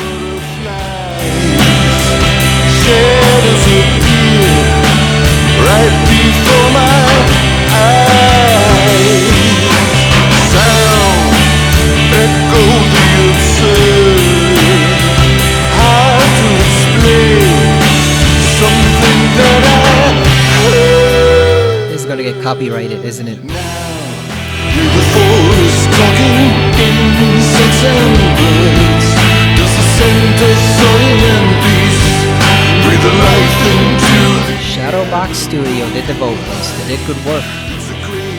And Zero Limit Productions. Joe Roberta. Mary Elizabeth McGlynn. I've always thought he sounds like a version of David Bowie. Somebody pointed it out years ago and I kind of see it now. I have not met him, but I have met Mary Elizabeth McGlynn a few years ago at Comic-Con. She's a nice lady. She got into trouble a couple of times with regards to some comments she did about the series, but overall she's still a really nice lady. I have her autograph and everything. I told her how much I liked her songs. Akihiro Inamura. For a moment I thought they said Akihiko, like their guy from Persona. Producer Akira Yamaoka. So he was the director too also. I think we missed that line in the credits. I like how they put the quote symbol in the background there. At the time this was intended to be the last Silent Hill game, period. Silent Hill 4. I'm sure some people wish it had stayed that way. Sure some people are thinking it should have stayed that way. Instead of then continuing to milk the series for all it was worth and make more bad games. But I kind of don't like. I kind of wish they had just done one more, Origins, which was like Climax Studios, since that was a prequel to Silent Hill 1, and then end the series there. That would have been perfect because you get some more background on Alessa and Dahlia. Get to see Dahlia when she's younger. Get to see Alessa, actually walking around instead of just being an apparition. And Travis had an interesting story too. It wasn't too bad. Kind of ripped off Silent Hill 2 a little bit, but overall I really liked that game. So yeah, I don't agree with the people who say they should have stopped here. We missed the memo in the we missed the memo in the laundry room. There was a memo. Maybe we can go back and read it. Yeah, I'll just go back and reload the game and read it so you guys can see it. But it's basically Joseph talking about how he's the last guy left, how he's done all he can, but now he has to accept that he's prepared the next tenant of the room for the confrontation with Walter. It's a really interesting file, and I guess we missed one somewhere because it's 52. We only got 50, so I guess we missed that one. We got the mother ending. There's 4 endings to the game. You have Eileen's death, which is obvious if you fail to save Eileen. You have the good ending. I forgot which one it is. I think it's like good plus it's escape, where Henry escapes the room and Eileen survives, and so it's all in all it's a happy ending. I know some people say like the mother ending is dumb because it doesn't really say what's going on, but I liked it because again I like the fact that Henry left the job incomplete, so he beat Walter, but the stuff that Walter created is still there. It's still gonna rear its ugly head, which means everyone in that apartment building is still in trouble. So I like that the implications of the mother ending, because it means that he partially succeeded, like it says their mother, so it means he did bring down the spirit or whatever he was summoning it. He just didn't complete it fully. So you have those, and then you have the 21 Sacraments ending, which is where Walter wins and everything pretty much goes to hell. And you see him in the room. It's really interesting. You see him in the room, and you see him with young little boy Walter. I think adult Walter is kind of dead at that point. He's like impaled on something against the wall or something. And basically he succeeded. He brought down the spirit or whatever he was summoning into the room, and you hear on the radio that some of the tenants have been rushed to the hospital and Frank Sunderland's been found dead of like a heart attack or something, and Eileen Galvin died in the emergency room, and Henry's body has been found mutilated. You hear a whole bunch of stuff. It's definitely worth checking out on YouTube for the context and also the implications of that ending. Like it's pretty much an apocalyptic ending, because if what Walter brought down is so dangerous, it probably means the end of the world at that point, or just to satisfy his urge to be with his mother. So it's really dark ending. Oh, and they even mentioned that all the tenants have been rushed to the hospital with chest pains, which is obviously the ghosts reaching into their chest and trying to kill them. And like also 5 police officers who went into the building were found dead. So basically it's transformed into hell inside there, and it's probably gonna spread throughout the city because there's no way that stays contained. So that's pretty probably the end of the earth right there, the 21 Sacraments ending. But I found it cool that they actually gave that ending because in Silent Hill 3, even in the possessed ending, like the cult doesn't actually win. All that happens is Heather gets possessed, and you assume she'll probably cause a lot of damage with her powers and stuff, but you don't actually see it. All you see her do is just kill Douglas. So it's kind of a lame letdown ending because you wanted to see more, you know. And then there's also an ending where God is born if you fail to stop Claudia in time. But then what ends up happening is you just kind of see Heather like being stretched as the God is born, but then you don't actually see anything else. It cuts to white, so we get ripped off there too. Silent Hill 3 probably has the worst endings of the series as far as Japanese-made games. Although I would argue even the endings from Silent Hill Origins are better. Like even Origins endings are better than the ones for 3. The ones for 3 are just too short and they don't provide enough context for anything. Yeah, let's go check out that memo. And that'll be the last thing we do. So we saved over there. We did accomplish our feat, so... Actually, should we save or not?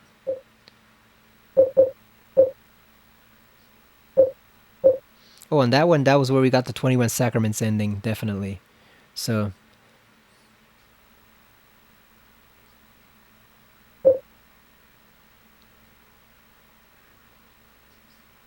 yeah, whatever, let's save over this.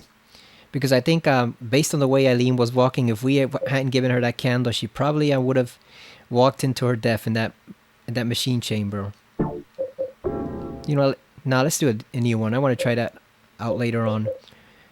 Because also, you see, you get a brand new fear. That's where you can choose the mode for the weapons. So they'll give you 2 different choices. You can either choose hard mode, which is like you pick one weapon, that's it. That's all you have for the rest of the game. So you have no gun, no revolver, except for Richards, but you don't get it at the beginning, so it's very difficult. You basically just have to rely on that one weapon. So you better choose wisely, and you gotta choose either the bat or the axe, because if you choose the gun, you're screwed. So you gotta make sure you choose wisely. I think it's pretty much impossible to beat the gun with to beat the game with Walter's gun, not Walter, with the gun, because once you get to Walter, you're screwed. The gun works on almost every other enemy except for Walter. You really gotta shoot him like lots and lots of times, so you better preserve ammo if you're gonna try that. And then you get the one where you get all the weapons at once, and they also give you 10 health drinks and bullets in the apartment. You have bullets in the laundry room, and you have health drinks in the refrigerator. So it's pretty much easy mode for fun, basically. You know, just for you to toy around with the game and unleash all the frustration you felt on the game throughout your first regular playthrough in there. Just unleash all that frustration. You know, just fuck everything over. Just fuck up the enemies, all that stuff. Fuck Walter up. But just manhandling them with all the huge amounts of ammo you have. Yeah, let's go over here so we can read the memo, and like I said, that'll be the last thing we do for the game. Should be in here. Yep, there it is right there. It's a piece of paper. He used this place as the locus for the creation of his world. I'm certain he must have performed a ritual of the Holy Assumption near here, quotation marks. But I'm not strong enough to stop him anymore.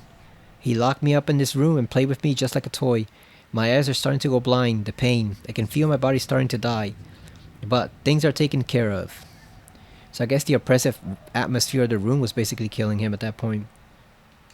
Whoever lives here after me, you'll be the 21st, the last of the sacrifices. I leave it up to you. When the bell tolls, the ritual begins. Eileen equals Mother's body, blood. Part of the Mother's flesh equals the Super's room. This is all that I've been able to figure out. I hope this letter gets to you in time. Joseph Scriber. Hey, you did a good job, Joseph. It wasn't in vain. And this leads us back to the room 302 of the past. That's what it's called. Room 302 of the past. Because obviously it's reflecting what we found. It's reflecting what was there when Walter was born. So it's basically like all the, not memories because he doesn't remember that stuff, but like the impressions left on the apartment building Oh, you see his face there? I kind of saw not Andrew, Joseph's face there too. There's one that appears in the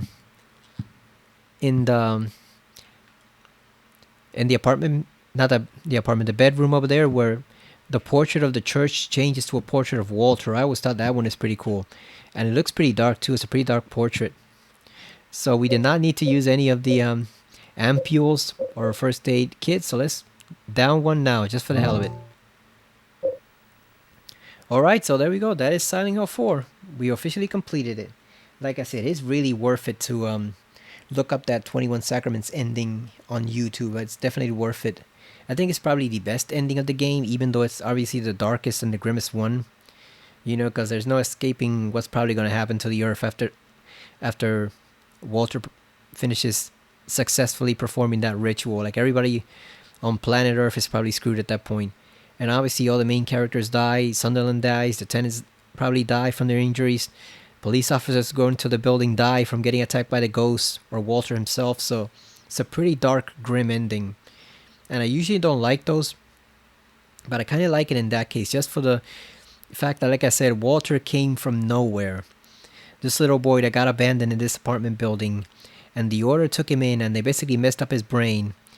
And by teaching him all that stuff, like I said, whether Dahlia intended for him to actually succeed or not, they basically created this monster that potentially destroys a world. I just really like that idea that this one abandoned boy who ordinarily wouldn't have even been significant, he would have been nothing, just another regular person, ends up becoming this monstrous, almost impossible to stop figure. Like I said, it's basically Freddy Krueger but filtered through Silent Hill. And unlike Freddy, what he does actually has grave implications for the world at large. Because, you know, Freddy's satisfied just killing kids, but Walter has higher aspirations. You know, yeah, he wants to be with his mother, but he has to have read the rest of the scripture, so he knows what will happen if he brings back that thing. So yeah, the Order unintentionally ends up creating a monster that possibly destroys the world. I really like that ending for its implications and how much it does to build up the Order as an actual threat. Because like I said, there are people who say it's impossible to take them seriously as villains in either Silent Hill 1 or Silent Hill 3. You know, like they're generic cultists who want to bring back this demon and whatever, but that is difficult to take them seriously. But I like the fact that this group that almost nobody outside of Silent Hill knows about ends up possibly creating this catastrophic apocalyptic scenario that no one even imagined. I really like the implications of that. But as for the rest of the game, like I said, the game is fine. It was obviously rushed. Like, this game really should have needed 3 or 4 years development time. Instead, it got developed in 2. They released Silent Hill 3 in 2000. Yeah, it was 2003. And then 2 years later, they released Silent Hill 4 to compete with Resident Evil 4, obviously. And obviously, Resident Evil 4 ended up being the superior game. Even back when I didn't like RE4 that much because I thought it was too action-packed and I didn't like the story in it, you know, the goofy Ganados and Sadler and Salazar, all that stuff. Even back when I wasn't a huge fan of RE4, and I'm still not, but I appreciate it much better now because it's very fun to play. I still realized and recognized that it was the superior game compared to this. They tried for something new here. They tried a few new things that didn't really work out. I like the charging move, but I wish combat wasn't so focused around just performing that one move. You know, like the final boss battle with Walter, where it's all about executing that one move and nothing else can harm him. Like, you have to hit him like 4 or 5 times with the regular axe move just to inflict damage on him. Like, if you shoot him with the revolver, that's also one reason why you shouldn't pick the revolver as your only weapon in the mode where they give you only one choice, one weapon mode, because you'll be screwed. The revolver only has 24 bullets, and 24 bullets are not enough to kill Walter. I've tried that before. Saving all the bullets there just to see what would happen, it is not enough to kill him. So if you pick that weapon, you are screwed. You literally can't complete the game. Which seems like an oversight on the developer's part, but I guess it's testing you to see whether you can, you know, smartly manage your weapon choice in that mode. I guess it's the developers actually testing you to see whether you make the smart, right choice. But yeah, combat is still rough. The controls don't feel as smooth as they did in Silent Hill 3. It's much easier to maneuver Heather around than Henry. And I've always found that as a very large flaw of the game. He just feels rough. It feels unfinished. Like they didn't really think the control scheme through. Like they were adapting the same tank controls that 2 and 3 had, but then something went wrong in the translation and it just got rougher and jankier. It does not feel good to move Henry around. He feels too rough, too janky. And like I said, they added that one move, but I wish he had maybe like 2 or 3 different moves, and the enemies countering it could have also been something. Like if they were able to counter it, because you can see there we can cheese Walter at the end just by waiting to charge up the move and then just hitting him with the axe, and there's nothing you can do to counter it. So it works well because the combat's so frustrating. It works well for you because obviously it works well for you because obviously it makes you invincible during that animation, but by the same token that also means the enemies can't counter it. So it's not like say RE4 or RE4 remake where they can counter some of the stuff you do. That makes it challenging, because you still have to watch out even if you got an overpowered move or an overpowered protagonist. Here they can't counter that move, so it's a really easy way to cheat the enemies, to cheat them out. You can cheese them, like the dogs, the double-headed monsters, the twin victims, the wall man, you name it, you can cheese it. The apes, obviously Walter is a boss, so if you're really frustrated with the game, that's good because that means you can use that one move to cheese your way throughout most of it. But at the same time, they really should have done something more dynamic with the combat, especially because I actually kind of like the combat in 3. I like the extra bonus weapons that they give you. I like Heather's melee attacks, how she can block. That's something we should have had here. We should have made it able to block. Actually, can we block or not? I think we might be able to. It just occurs to me I never even tried to do it during the regular game. We might have been able to block, maybe. Maybe that would have cut down some of the frustrations, but I'd have to look at the manual again to see whether that's an option or not. But either way, there should have been some more refinement of the combat. I know combat is not everything in Silent Hill games. Combat is meant to be a second option to running. It's something you do when you're forced to, but you can still make it enjoyable. You can make it better. Like RE1 remake, that's not combat focused. Like it's you're killing zombies and hunters and stuff like that, but it's still very much a survival horror game with limited resources, puzzle solving, backtracking, etc. But the combat feels much smoother there because they refined it from what was there in the original PS1 game, and I think that's what they should have done here. They should have taken the system from Silent Hill 3, which was a good system, and then just refined it further instead of trying to go a different angle with Henry that doesn't quite work. So that's a flaw there. Graphically, it looks rough too. Like I'm looking at it on HD TV, so obviously it's gonna look rough here. But even back on the CRT TV, back in the days of 2005, 2006, it still looked kind of rough compared to Silent Hill 3. The environments aren't as sharp. The details aren't as sharpened.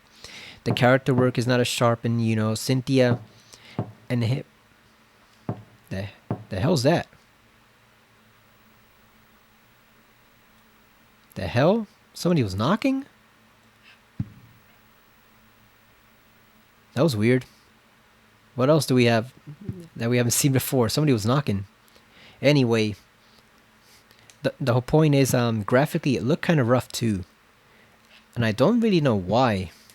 Because like I said, it's the same game engine they used for 2 and 3. So I don't know why specifically after using that game on the PS2, using that game engine for Silent Hill 3, why it would suddenly take a slight downgrade. I never really understood that. Maybe they were trying something different artistically, but if you look at the expressions on Vincent's and Heather's and Claudia's faces, they are superb in Silent Hill 3, especially Douglas too. I don't like Douglas as a character, but damn, he looks good graphically. And it's just weird that you come here and Henry looks good, Eileen looks good, but then everyone else, like maybe outside of Walter, looks a bit rough. Like Frank looks a bit rough. Richard looks rough. Jasper Ging looks rough. Cynthia especially is notable and how rough she looks. So it's like maybe that was a result of the team, half the team departing, because it wasn't the complete Silent Hill team. It was half of it had already either left the company or moved on to other endeavors, so they weren't part of Team Silent anymore. So the team that made the first 3 games was gone at that point. from an overall standpoint. Like they still had half of the members left, but I'm guessing they took some of those important ones with them, because it just seems like a downgrade to go from the excellent Silent Hill 3, which still looks good even today. If you play it on PC, it still looks good even today for a PS2 game. It looks great, period. And you get to this one and not so much. That's why I was hoping that the team behind the Silent Hill 2 Enhanced Edition were going to get to this game eventually, so they could kind of refine it and iron out some of the edges and smooth it over. But I don't think that's going to happen, because they haven't even gotten to Silent Hill 3 yet. So by the time they get to this, it's going to be probably like 2035 in like 11 years or so, or maybe even 15 years. They'll never get to this game, probably within our lifetime. Or else by the time they get to it, Konami would have already announced their own remake or remaster. That's how long it's going to take. I know people are speculating that maybe they're teasing a remaster of 4. I mentioned it earlier in another video, but I actually went and looked at the site today, and I think it might have been just an Easter egg to promote the second game, because nothing's been announced. And also, it would be weird if they skipped over 3 and 1 to do 4. I know 4 connects to 2, but that's about it. It's not popular as the others, so I think they were just giving a bit of background history on Walter Sullivan and what he did and why it's important to the Silent Hill timeline, rather than trying to actually promote a new game. I don't think it's meant to tease a new game. I think they were just giving us some of the history for the series, for newcomers who haven't played the Silent Hill games before and they're new to the series. They were just giving them some background info, and fans jumped the gun again, myself included. But like I said, I don't think it's a tease for an actual game. But like I said, by the time we get around to the Enhanced Edition team tackling this game, Konami probably would have announced their own Silent Hill 4 remake or remaster by that point. So it's going to be a long, long way, probably a few years at least, minimum. But yeah, so the controls are janky, the graphics look rough. The voice acting is stellar. Almost every character feels appropriate, except for Henry, which leads me to the other complaint I gave right at the very beginning of the playthrough, which is that, we should have had a brighter, more vibrant character. I would have loved to have had Cynthia in his place instead, and Henry being one of the guys Walter knew, one of his victims, because I don't know, I just like her. I like the idea of having this vivacious, playful, fun Spanish woman. I assume she's Spanish. And I mean actually Spanish, not that she speaks Spanish. I mean actually Spanish. Because I don't think her background, her name Velasquez, I guess it could go either way. She could be Latin American or Hispanic American, or she could be Spanish American. It can go either way. But yeah, I would have liked to have seen her in the role and have her interacting with Eileen. But the way they did it, instead they did that Walter had met her in his youth, and she kind of insulted him after her friends kind of peer pressured her into doing so, and that's why he never forgot her. And she was dressed at the time too, kind of scantily, so I guess that it did not give him the best first impression of her. That's why he remembered her. And then they had him meet Eileen as a kid when she gave him the doll. So that's why they made those 2 plot points important. Everyone that Walter killed was either a person he had met, or else someone he knew of, or someone he could easily reach in, like, the college where he was at, or in Silent Hill near the orphanage. They were all slightly connected to him somehow, in a couple of different ways. But yeah, the story is also superb. Like, it's probably the second best story in the series. Like, obviously everyone says, Silent Hill 2 story is the best, and I'm probably willing to grant that.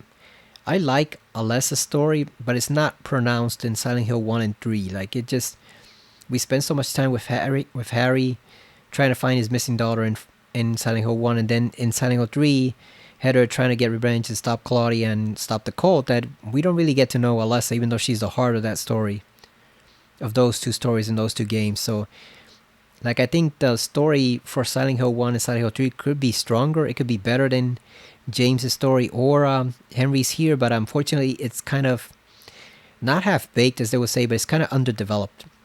The most important character in that story, the central character in those games, you barely hear from her at all.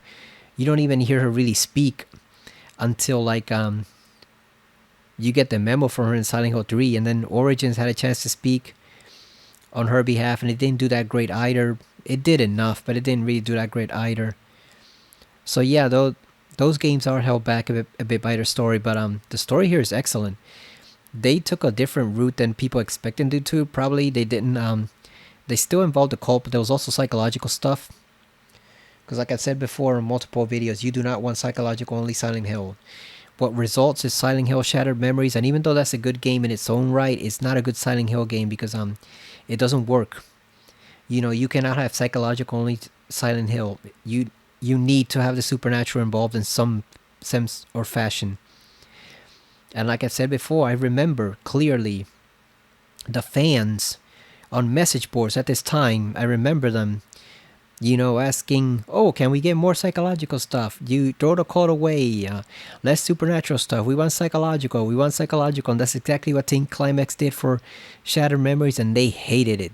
They despised it utterly, which leads you to view, how some fans, not all of them, how some fans are really big buffoons. They think they know what they want, and when you give it to them, it's not actually what they wanted. They wanted something completely different.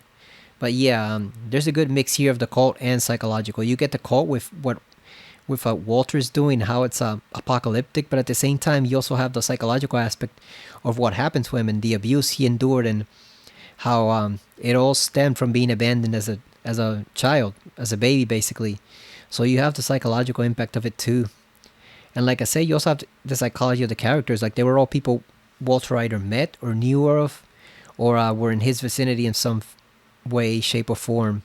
So you have the psychological aspect there too, how people like Richard scarred him enough for him to kill him years later. And Jimmy Stone, one of the cult's orders itself, scarred him enough for Walter to target him years later. Because Stone was also one of the other guys who taught him that ritual, the 21 Sacraments thing, and he did it not expecting that Walter would kill him as his first victim. So there's a lot of psychology stuff here about Walter and his thought processes and why he chose the people that he did that is really fascinating and fun to dive into. It's really great. It makes for great reading on the series, definitely. You can spend a lot of time, or at least a couple of hours, reading through that stuff and thoroughly enjoy yourself. So the story is magnificent, superb. I don't like Henry. I think he's the least likable of the four main Silent Hill characters from the early series, the Japanese games. I think he's even less likable than Travis. Like, Travis is actually good compared to him. He's just too bland. He's a living, walking, bland piece of toast that has no personality whatsoever. That's why I never really liked him. Like, I would have preferred Cynthia be in that role. Because one, you could have had another female protagonist after Heather, because that worked out pretty well. And she actually would have been a Hispanic woman, which we don't see too many of in games. At least not back then. I'm sure it's changed since then. Because obviously it's been 19 years since this game was released. It's almost been 20 years. But we didn't really see it back then. A lot of female Hispanic protagonists that weren't stereotyped in some way. Or there is someone knocking on the freaking door. What the hell? Where's that even coming from? Is that Walter? Is that Robbie? There is someone knocking there. Yeah, I see you, Rabbit. I see you. I see what you did. Maybe it's Henry himself just stamping his shoes or tapping his shoes on the floor or the carpet. So yeah, like I said, this game, it's okay. It's not great, but it's also not terrible. There are some people who say, oh, this is the worst Silent Hill game ever, even worse than the American ones. Oh, it's absolutely terrible. It's absolute shit. No, those people are idiots. Like, I respect their right to have an opinion, but those people are idiots. This game, like I said, is not a terrible game. It's a pretty unique experiment on some fronts. It's a pretty unique experiment. It was a bold, daring attempt to reinvigorate the series, done by half of what was left of Team Silent. And excuse me, damn, I'm losing my voice. It's an experiment that did not work out fully the way they intended it to, unfortunately.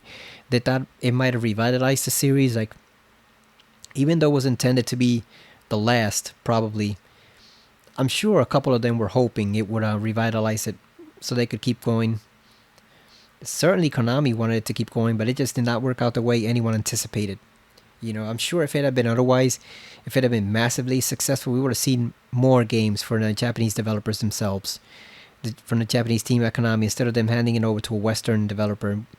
But unfortunately, it was not. It got completely overshadowed by Resident Evil 4 and got destroyed in the reviews compared to that game. Like, the best people had to say about it was, oh, it's kind of creepy, unsettling stuff, but it wasn't really appreciated in its time. I think now people appreciate it a bit more. I've seen some people say, oh, this is the best in the series, and I wouldn't go that far.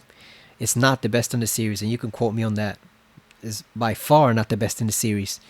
Like I said, in some ways, I think it's inferior even to Silent Hill Origins, because that game is much closer to the tone and aesthetic and look of Silent Hill 1. And even the story is similar to Silent Hill 1, which I'll get into when I play that game. How it's maybe a little too similar to Silent Hill 1. But yeah, I still like this game. I still enjoy playing it from time to time. I used to play them every single year for Halloween. I would play 2, 3, and 4.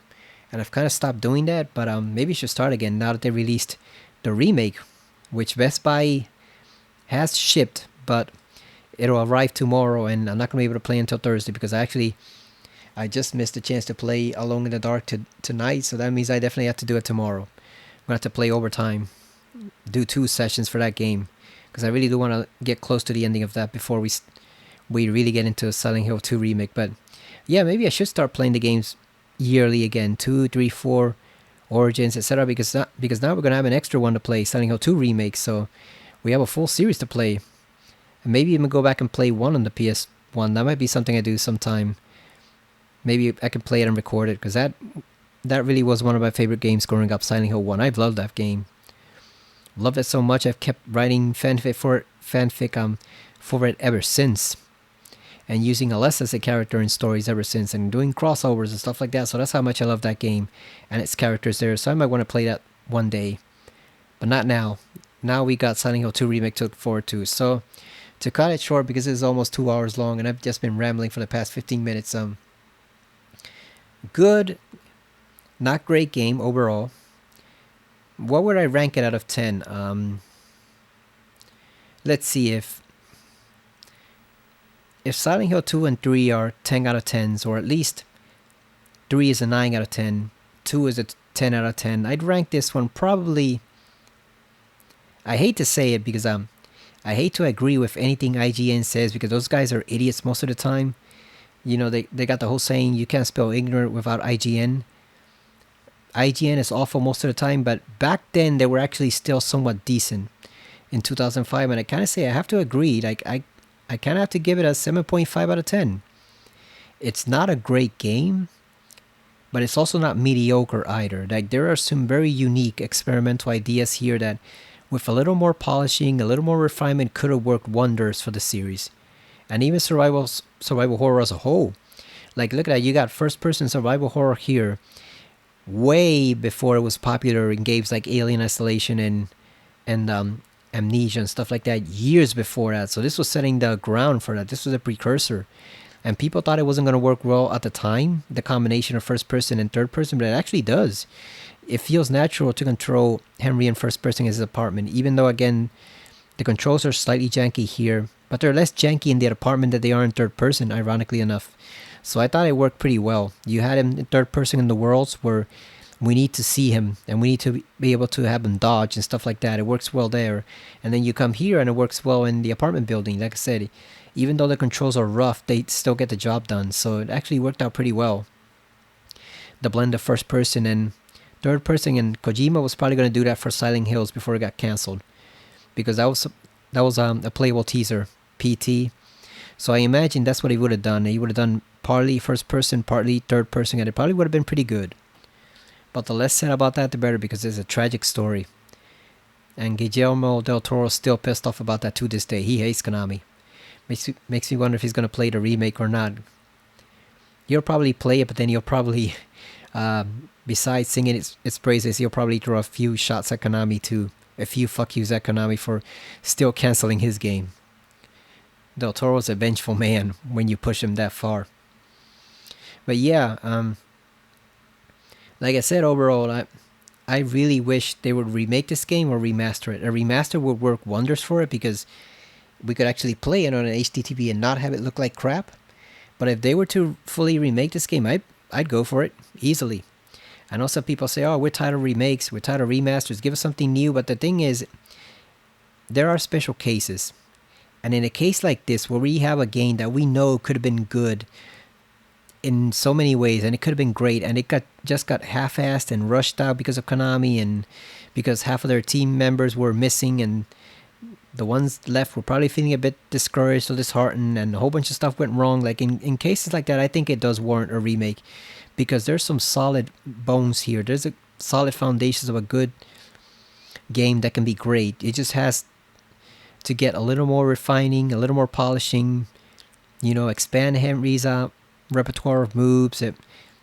The Other World, bring back the Other World transitions, because it's like I was saying on Discord last night, in my Discord group, the one I'm a member of. I was talking to other people about it, and it pisses me off that in one of the very first memos we get, in one of the first memo we get here in this corner, it tells you specifically that Walter's world is always changing. Odd hallways, doors that lead to nowhere, odd doors, all that stuff. I mean, hell, we even have it in the freaking memo scrapbook. We can go and look it up, but it says it's always changing. It basically says the world is always in flux. And you have to be careful there. And yet, we never see the world change except at the very end. Like, there's minimal changes to it here and there. But mainly, when you go around it the second time around, it's just more enemies, different enemies, and more items. That's it. And then Walter, as an addition, in a couple of them. And they give you a few enemies you hadn't seen before, like the miniature twin victims and the one boss, the one truth boss. But the worlds don't change, so it's like the lore itself is telling you that Walter's world is always changing, and yet when we actually get to it, it doesn't change at all. So it doesn't make sense even with the lore. And that pisses me off. It supremely annoys me, the fact that they left those environments completely the same, more or less, for the second round. They really needed to change, especially as we get closer to the truth and Walter gets closer to completing his ceremony, his ritual. It really should have changed the environments. We should have had some type of Nightmare World transitions where, even if it's just Walter trying to put obstacles in Henry's way, trying to make it even more traumatizing to him or more damaging, like, it should have been something. Don't just repeat the same exact environments you did before and expect people to just be happy about it. This isn't Resident Evil. It's not one giant interconnected world. That works for the Spencer Mansion. It doesn't work for here. We should see the environments in Silent Hill games change the second time around. That's what makes it great. That's what makes the series Silent Hill. Without that, if you take that away down one aspect, you're missing a pretty crucial part of Silent Hill. So I never understood why they did that, and I get the feeling it's pretty much due to just being cheap, just trying to finish the game as quickly as possible in passable fashion. They really weren't doing it passionately at that point. So yeah, definitely, if you remake this game, definitely fix the environments, have them change the second time Henry goes through them, so that we can actually see different things in the environments, not just the same old, the only thing that changed was Wish House burned down, but everything else is the same, and the subway is the same, and the building world is the same. Like, let us see new stuff in it. And finally, like I said, let us give Eileen orders. The fact that we can give Eileen orders here, whereas Resident Evil had where you could give Ashley 2 different orders, that is, I think that's part of what kills the game for a lot of people, is the escort mission. If you're going to do an escort mission for the second half of your game that lasts the whole game, you have to give us some flexibility. You have to give us some way to control the escorted character. It can't just be her on her own, just wandering and attacking when she feels like it, and running when she feels like it, and getting stuck on items and enemies and obstacles and stuff like that. You have to give us some control over her, because otherwise it just makes it insanely frustrating. If they had just added even 2 orders, like stay or go or hide, whatever, it would have made it much more bearable. If you could order her, like if you give her a weapon, then you can have her choose to stay or you can have her choose to fight. That would have made the game much more bearable at that point. It would have increased the what word can I use? The accessibility for the game for various people. You know, it would have kept them from getting frustrated. It would have prevented a whole bunch of the criticism that the game got. So those are my things that I would like to see for a Silent Hill 4 remake if they ever do one. You know, polish up the combat system. They've got a good one now in Silent Hill 2 remake. So if they have that, just polish that up for 4. Just polish that up. Just polish up the combat system. You know, increase the stuff you see in the environment. Like I said, change the environments the second time around so that we're not repeating the same exact places. Increase your control over Eileen.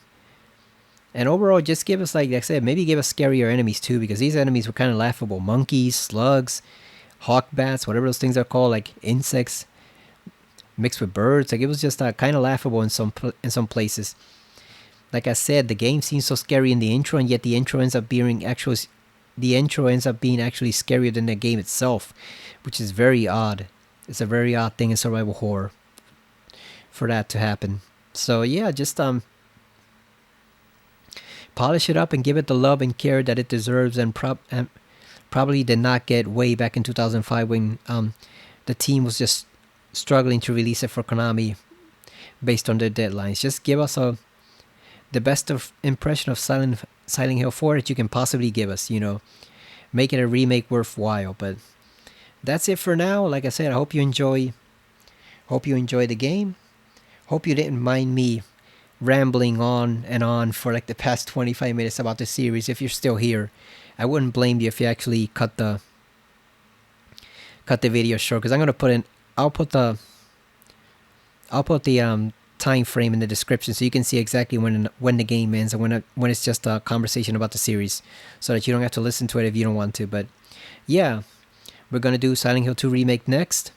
I'm gonna try to get further along in the dark. I'm not sure how much farther I'm gonna get, because I only got like 1 day left that I can record before I have to record Silent Hill 2. So I'm not sure how far we're gonna get, but we're gonna try. And I'll also see if maybe I can play Silent Hill Origins alongside that. It's either going to be that or Soul Reaver. And it'll probably be that, because I think I got to actually fix up OBS to be able to record Soul Reaver. Because I don't want to do the PS1 version. Instead, I want to do the PC version, because you have a mod there, an HD mod that makes the characters look really good. And so I want to show you that so that you can compare it with the actual HD remaster that's coming out in December. So I got to figure out a way to record that and have it look good. But yeah, we're on to Silent Hill 2 next. Who is knocking?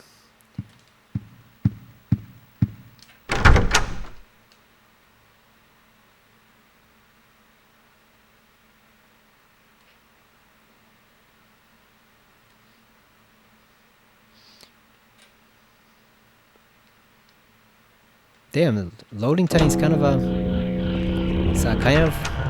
kind of rough there for a second. It didn't load properly. Oh, that's Kid Walter. I forgot. He's knocking outside the door. That's the knocking you hear. I forgot it's Kid Walter. Knocking outside the door, begging to be let in by his mother. Yeah, it is Kid Walter. So there we go. We solved that mystery. That was the last thing left. I was wondering, where's that noise coming from? It is Kid Walter. So yeah, like I said, I hope you enjoyed the game and give it a try. Like I said, it's